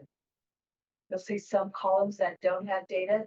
It is because that is not assessed at that grade level. So that is what American assessed kindergarten students. And then they are on the levels 1, 2, 3, 4, and 5. I'll tell you what those mean. Level 1 is red, is not developed. Level 2, which is yellow, is developing. That means that a student is on the road to mastering the skill, but still requires consistent instruction. The level 3 is likely mastered. So that is the middle ground.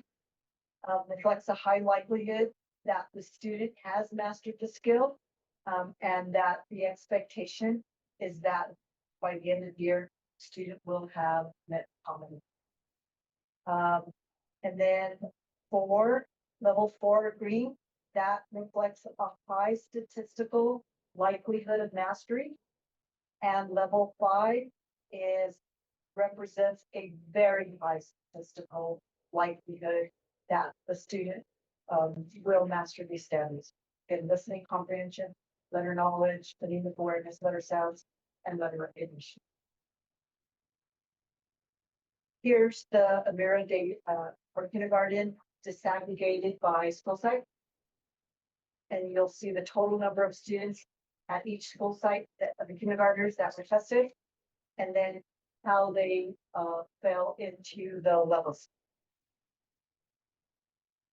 And the total population.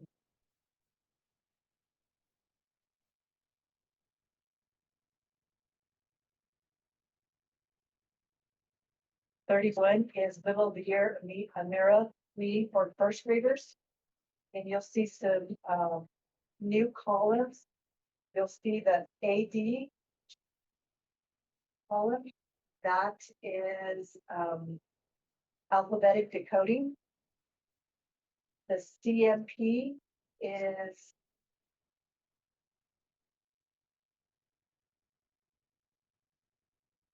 comprehensive.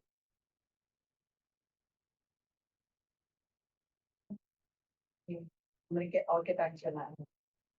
Alphabetic decoding. It's got to be reading comprehension. Mass, then vocabulary, SPL, spelling, oral, reading fluency. That's SPL. Spelling what? Spelling. Wait, spelling.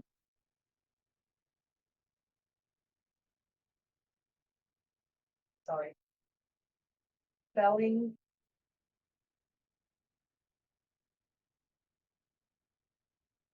It doesn't match it with my head, so I'm sorry. ORF is oral reading fluency. I'm sorry about that. You I'll did get say, that. you did say reading. Yeah. Oral reading fluency is the ORL. Probably a cheat sheet for us. I will. I have one, but it doesn't match what I wrote here. Sometimes we know too much information like that, so that was my fault, but I will get you those. And that's the SPL and the CMP.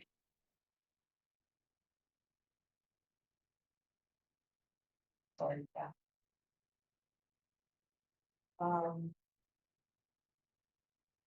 Slide 32, you'll see the Amira overall reading by school site for first grade.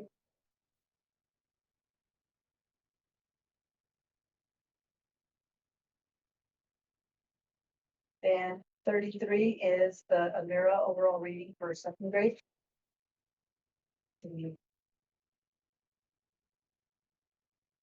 And you'll notice the difference. They do more assessment and skills at first grade than they do second grade, because the thing is, they should have mastered these more intensely with more interventions and more delivery and the high quality instruction at first grade level. So now they're building that skill in third, second grade, sorry.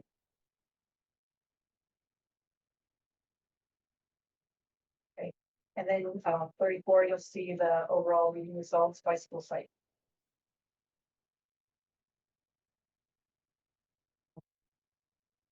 Then we have the breakdown for American math. They also assess for math.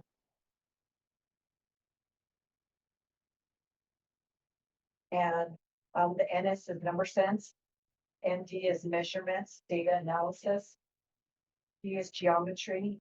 And CA is computations and algebra AP. And all grades for math into our system, all of those. So you'll see the data, you'll have a chart for each of those.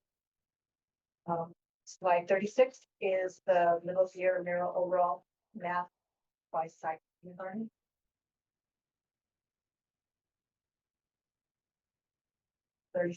Is middle year Amira overall math for first grade.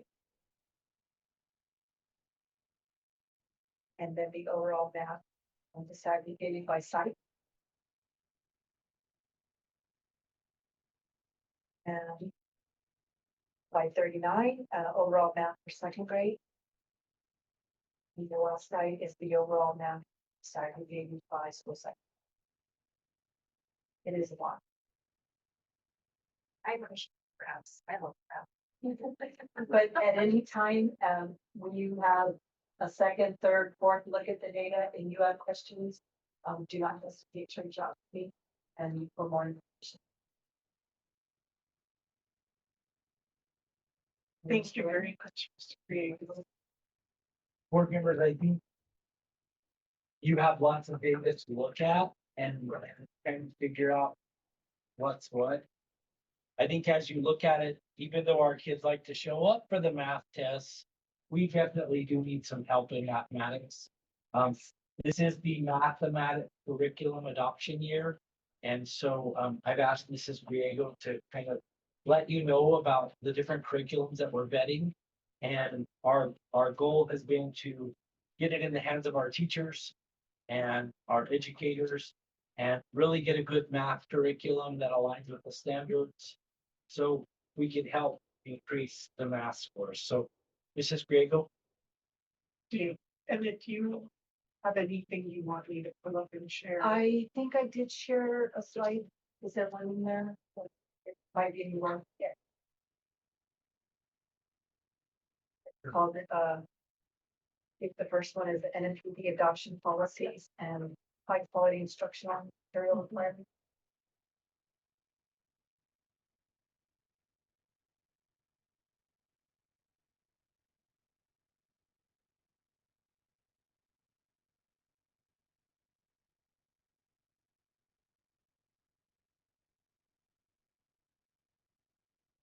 I have the instructional material rubric. Okay.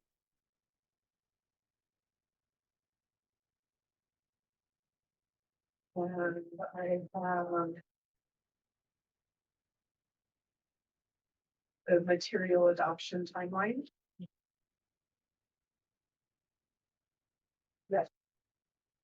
The timeline. Adoption policies and requirements. That's the one. I've got it up now. Thank you. No, thank you. My apologies Okay. for. I, again, I wanted to give a little bit of background knowledge. As Mr. Whiter had said, this is our math adoption year.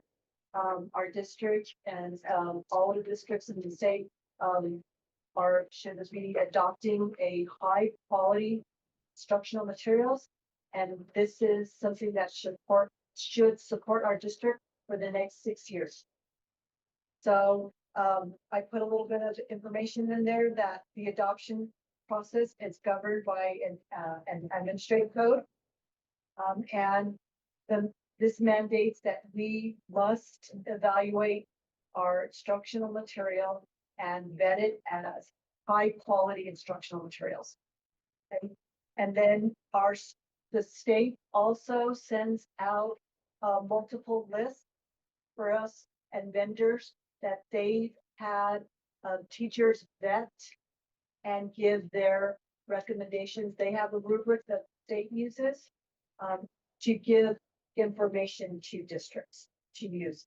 And if you ever want to look at any of that, you can look at just type in NMPD math adoption and you'll see all of that information. And this is teachers. NMPD recruits teachers from all over the state to convene, and they give them rubrics and they give them all of the math materials for curriculum vendors. In that state multiple list, at least 50% of the district's instructional material fund must be spent on materials from the NMPD adopted list. And then there's in their review process, they have a three-tier appraisal. Again, they look for alignment, 100% alignment with our New Mexico Common Core state standards. Coherence, that is the consistency of instruction across grade levels, meaning is there scaffolding, is there spiraling? And then they also include culturally and linguistic relevance. Do these materials, the math instructional materials, reflect the diversity of New Mexico's student population? And again, I mentioned that the math adoption follows a 6-year cycle. So we'll look at a new math breaking begins. So our local adoption process and implementation is as follows. We recruit a local review committee. Our review committee is based on our teachers, and I acquire instructional materials from our vendors and send that out to our school site for review by math instructors. And then site visit evidence. Today, for example, we had a vendor from Kidam, and we had teachers from every school site come in and receive a presentation from this curriculum vendor. I also, when available, for example, the next 2 days, we are going to have Amira.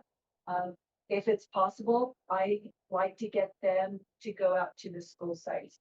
So tomorrow we'll be very fortunate that we'll have K-5 kids, K-5 presentations here at the district office for 2 separate presentations, and then they'll go out to Cavero, since that is kind of our furthest one, so that they can go present to the teachers on site.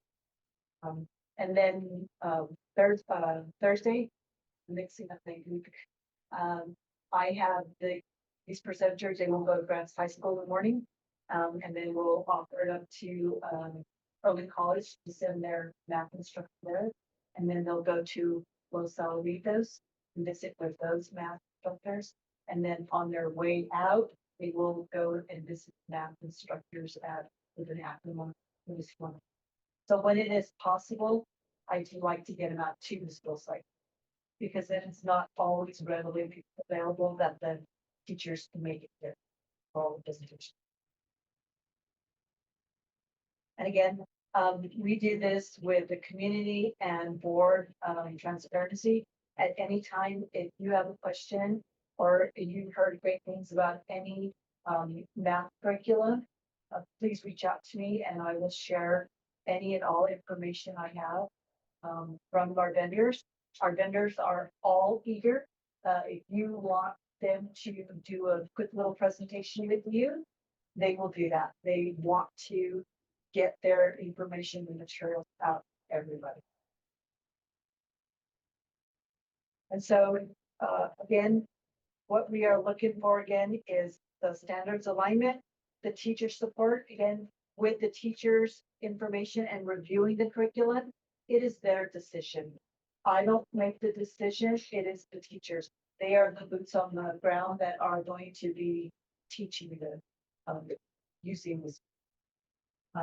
We make sure that we have language support. A lot of our vendors have multilingual embedded supports in their curricula.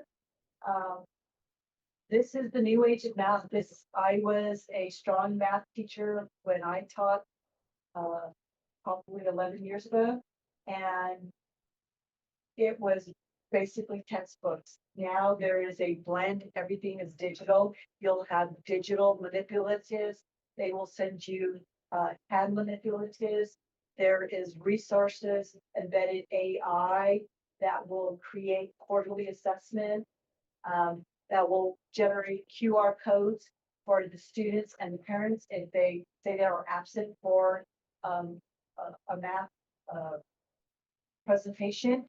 The students can follow up and check on that QR, just scan it and it'll have a live person presenting. Same thing for the parents if they are supporting and helping their students at home.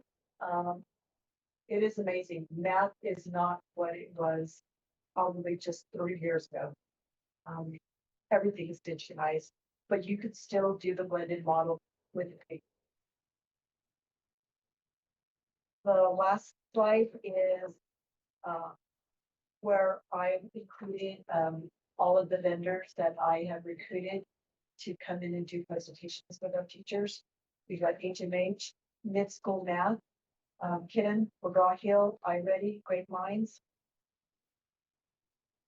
And we are hoping that by mid-May, after getting information back from the administrators and the teachers, that we have a strong math curriculum to present to our board or option. The last one that was included was a rubric that I created that I send out with every vendor of their math curriculum. These are the look fors, and I give the teachers a little bit of how to score it. With strong evidence, does it have standard alignment? Is there look for the depth of knowledge and rigor? the instructional delivery? Is there whole group, small group instruction? What is the student engagement? Is there collaborative learning? We score them on mastery, learning, and interventions. Are there intervention supports? Is there an assessment system? Are there enrichment options? And then the usability and accessibility of the platform. What is the delivery? Is it just standard textbook? Is there workbooks? Is it digital? Is there a hybrid option available? Are there interactive tools? Is there information for our students that are on IEPs? Is there that blended model? There are family guides, things that as a parent you are supporting your student. And then is there a culturally and linguistic responsiveness that reflects our index culture? And these are, again, our principals collect these, and then they will have another meeting with their staff. And then each school site will give me their recommendations, and then we'll come together again. If we don't have a consensus, let's have another session about what are the good, let's talk about everything. So, we are trying our very best to make sure that we have the information from each. Thing. All right. That was a lot of information for us. Good information, but a lot. Yeah. Definitely. All right, board members, next up we have our, Sorry, I Yes. just have a question in regard to that, and knowing that travel consultation this would be a good thing to include in travel consultation, especially since there is that component around from linguistic fellow. So that's probably this, and it's gonna for the next 6 years. This is what all of our students are going to be learning for the next 6 years. That to improve that. thank you. Anything else? I didn't mean to miss your question. Comment. All right, now consent agenda. So board members, we have consideration and approval of the bills and expenditure report for February 2026. Superintendent. I recommend that we do approve the consent agenda for the month of February. All right, board members, is there a motion to approve the consent agenda as listed? A second. It has been moved by Mr. Hottovy and seconded by Mr. Clausen to approve the consent agenda as listed, including the bills and expenditures report for February 2026. We shall proceed to a roll call vote. Mrs. Shirley. Ms. Clausen? Mr. Hotmail? Yes. Ms. Lorenzo? Yes, Sorry, Ms. Salazar? Yes. Ms. Lee? Aye, the motion carries. Mr. Widener, it is your showtime, sir. It's Okay. your report. And I don't think I need 10 minutes because broken at you guys. So I did want to share with you that we are looking very closely at moving forward with an online learning option for all of our kids, grades K through 12, next year. We, over the last 3 years since I've been superintendent, we've tried different things. We've looked at Edgenuity, we've looked at subject.com, we've looked at partnering with Payco Cyber Academy, and we haven't been able to get a really great online option for our kids. I think we have discovered that with Imagine Learning. They have a K-5 program for elementary kids that is synchronous. It's called Our Teachers. We're looking at that as a great option for online for our elementary kids. And then that marries into Edgenuity, which is their product for our high school kids. Ms. Lorenzo, you would ask, do those kids have devices? We always try when our kids, yes, when our kids are online, we want them to have a device. And so it might be a 6-year-old Chromebook, but we always want them to have devices, and so, hotspot. We don't have hotspot. We did during 2020, we had a number of them. They were pretty sporadic though, and that was through Verizon. And that was just due to the COVID needs. Yeah. And then it They was used- short term. They used COVID money for that. So, but a number of parents want an online option for their students, and so, and then we're looking at a hybrid option. So if a student wants to take CTE courses and kind of do a half day at school, a half day, we're looking at those options too. So, we are making progress. Finally, after 3 years, we are making good progress, and so, I wanted to share that with you. Item B, we have our board meeting scheduled for April 7th and April 21st. President Lee and I have a conflict on the 21st. Is that correct? Yes, sir. So we're hoping, board members, and would love your input on this, to moving the meeting by either 1 day or 2 days. So it would go from the 21st to either the 22nd or the 23rd. So we would like to keep it that same week, just push it back 1 or 2 days, depending on what the board's calendars prefer.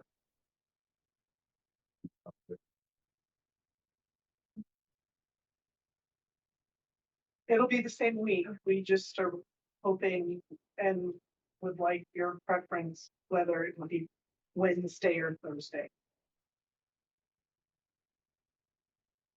Just that one. Wednesday or Thursday.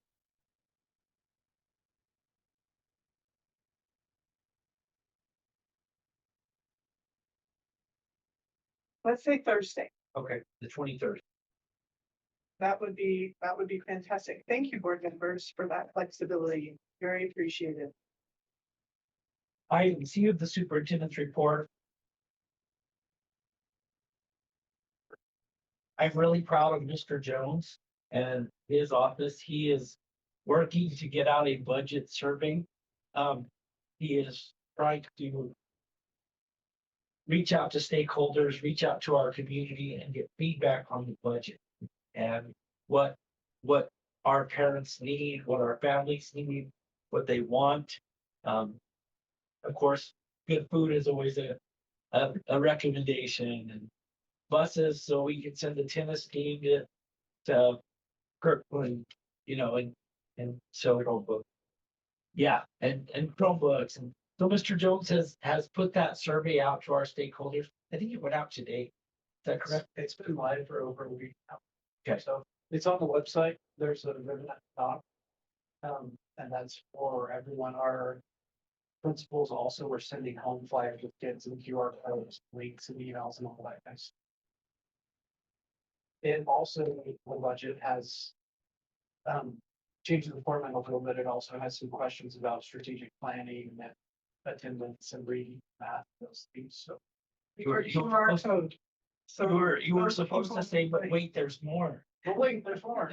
We're also trying to solicit feedback on strategic plan and academic needs and school needs, and kind of trying to set some of those priorities so that way you all will have the feedback when you build your strategic plan. Good job. And finally, sorry. Like, take a sip, I think that will be another, great thing for travel. Yes. Is the more film go to, travel stakeholders? It is currently on all of our websites and we should probably put out a flyer. Stephen and Nolan are working on that, and we have players. It's been live for over a week. Stephen on Dave's first day of they got back spring break celebration, everyone. And I'll add just really quick while I'm speaking. Um, when I come before the board and ask for you all to approve the budget, one of the things that it has is called an Article 8 certification. What Article 8 is that the district has done their due diligence in regards to engaging stakeholders in the budget process. So historically, the district would have meetings at Cubero and Blue Water and the district. And there was 70 slides and it kind of didn't mean anything and very few people attended because it's at 5 o'clock, I wouldn't sit at a school, like practices is going on, things are happening. So last year we had over 800 people respond to the survey. And Mrs. Lee was present with us when we met with our budget analysts. That's more than any school district in the state has ever received for a budget survey or backup. So in terms of Article 8 certification, we are the top one. Benchmark. Thank you, Mr. Jones, for that. Finally, it is that time of the month. The second meeting of the month, we regularly report our social emotional learning awards and our Edu Champion Awards. I included it there in your packets. I do want to recognize our SEL award winners. We recognize Mr. William Griner from Grants High School. He is the band director. He oversees the Performing Arts Center. And he also helps GHS with their master schedule. And so he is very much a social emotional learning teacher. He takes kids to other places, takes them away from grants, and helps them to see the world and experience career opportunity. And we have students that have worked in the PAC that have gone on to work for Oaktree Hall. And so we are appreciative to Mr. Greiner for all that he does for kids. We also wanted to recognize Miss Ann Skowalski. She works in the business office and she is our accounts payable person. She works very hard to make sure that our credit is good, that our bills are paid, that our P cards are paid. So when we travel or when anybody in the district goes, they have what they need to be able to feed kids and take kids on trips. And so we are thankful to Ms. Kowalski. And finally, he's in the other room. He's the reason that we're broadcasting. We want to recognize Mr. Esteban Bali. Esteban is a great tech guy.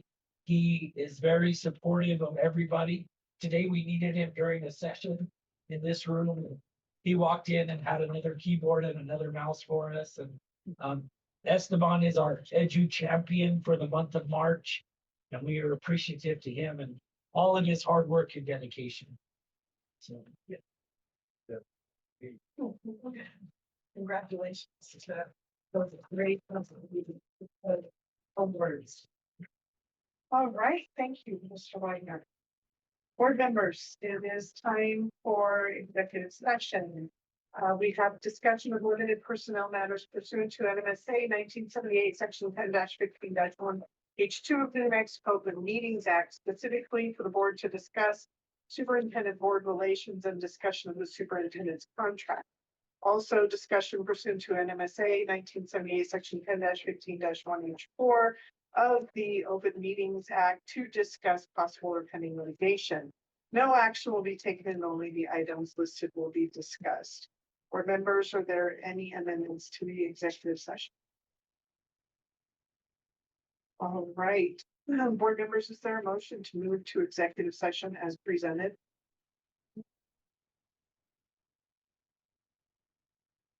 And a second. It has been moved by Ms. Lorenzo and seconded by Mr. Clausen to move to executive session as presented.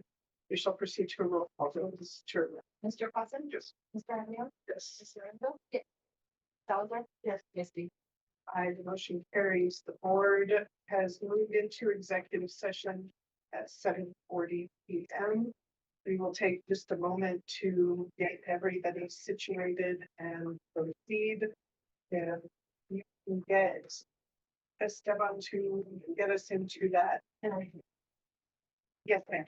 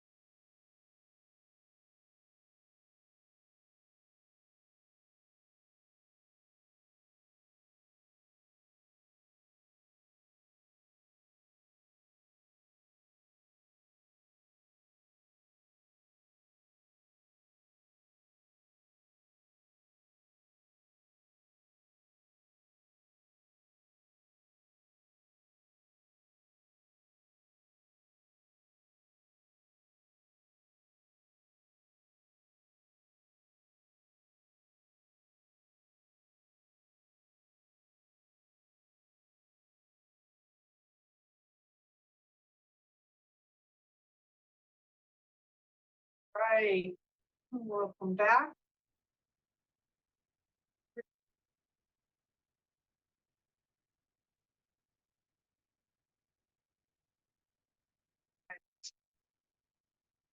Board members, we had a discussion of limited personnel matters pursuant to NMSA 1978, section 10-15-1 H2 of the New Mexico Open Meetings Act, specifically for the board to discuss superintendent board relations and discussion of the superintendent's contract. Also, discussion pursuant to NMSA 1978, section 10-15-1 H4 of the Open Meetings Act to discuss possible or pending litigation. No action was taken and only the items listed were discussed. Board members, is there a motion to reconvene open session as presented? And a second. Thank you. It has been moved by Mr. Clausen and seconded by Ms. Lorenzo to reconvene open session as presented. We shall proceed to roll call. Mrs. Turley. Mr. Coffin? Yes. Mr. Allen? Ms. Lorenzo? Yes. Ms. Salazar? Yes. Ms. Aye, the motion carries. The board has reconvened open session at 10:05 p.m.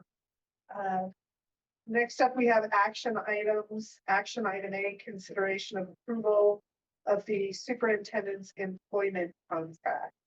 I, the president of the board, recommend approval of the superintendent's employment contract. Board members, is there a motion to approve the employment contract? So move. Is there a second? It has been moved by Mr. Paudemio and seconded by Ms. Salazar to approve the superintendent's employment contract. Any discussion, board members? All right, hearing none, we shall proceed to a roll call. Mrs. Turley. Mr. Coffin? Yes. Allen? Yes. Ms. Lorenzo? Yes. Ms. Salazar? Yes. Ms. Aye, the motion carries. Next up, we have consideration of approval of joining the dark side of social media litigation. At this time, the board will take no action. Again, the board will take no action on this item. Next, Mr. Widener, if you don't mind, I'll do the talking for you. We have future agenda items. I'll go through those a little bit quickly. But as soon as I'm done going through them, board members, if there are any agenda items that we need, please let me know. We've got annual budget development, policy and procedure as always. Final graduation numbers will be coming. The NM Vistas data presentation, facility master plan adoption, tribal consultations, RFP selections, and graduation requirement amendment and adoption. What was I going to say on this one? Oh, we have got to put in a work session regarding the strategic plan. That is something that we really need to work on as a board. So I'm going to put a work session for the strategic plan. Can I Are add there- on to that? Certainly. The work session, during the last work session, Ms. Lightfoot. have, talked about, having like one work session a month, one meeting a month. I really like that, and having talked with other individuals from different boards, that's kind of what they're doing.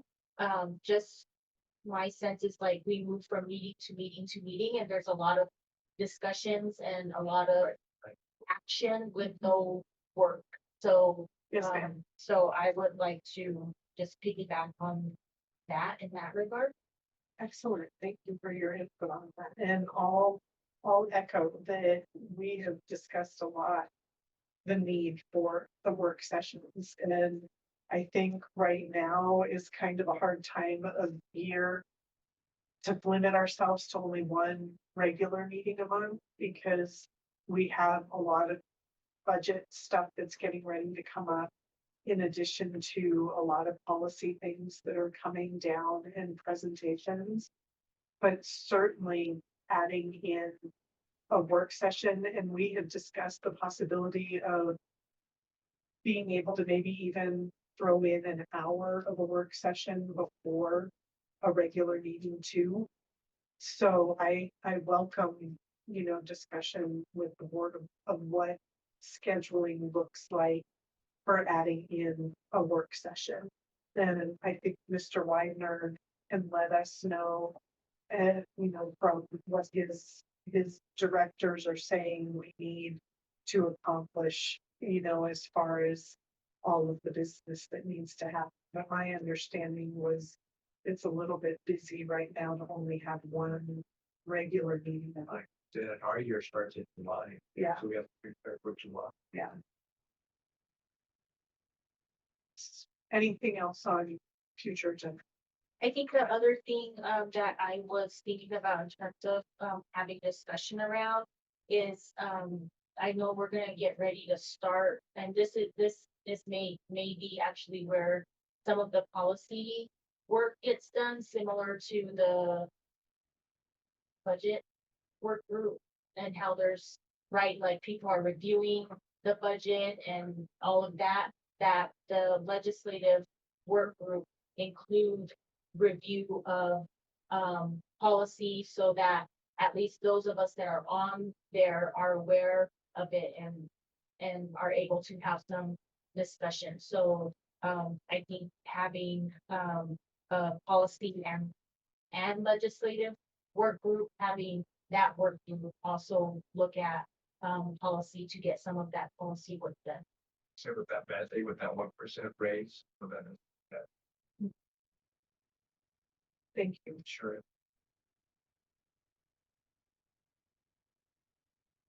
Do you have any sister else? Good points. Anything else for members as far as future? I didn't want to add more time. I just wanted a meeting and a work session. Right?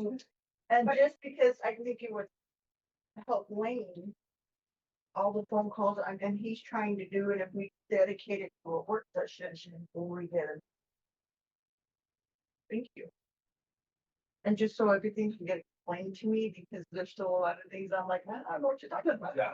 Well, I've been here for 2 years. I'm the same way. Conferences, right? And it's like, you're getting hit with a fire hose, and it's just like, Yeah. okay, then what do we do with all this information? Like, we're not working on it.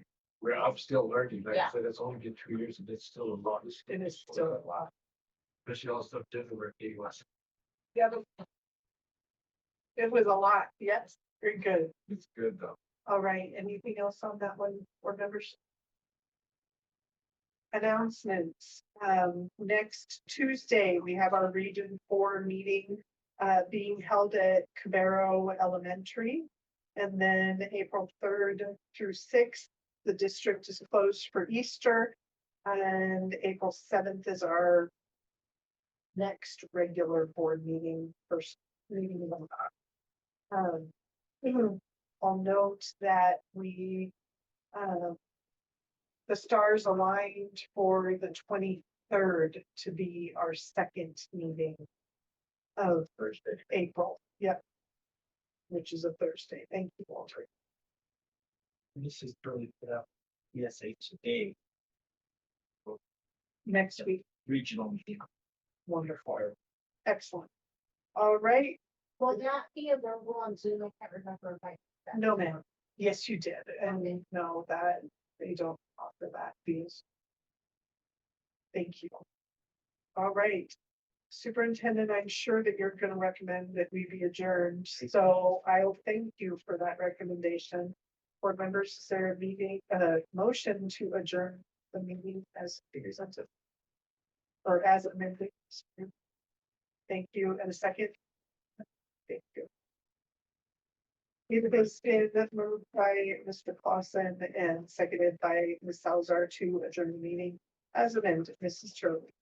Mr. Clausen? Yes. Ms. Allen? Yes. Ms. Lorenzo? Yes. Ms. Salzer? Yes. Ms. Lee? Aye. Motion carries. The board adjourned at 10:14. That, yeah. Can we leave for us, ma'am? Grab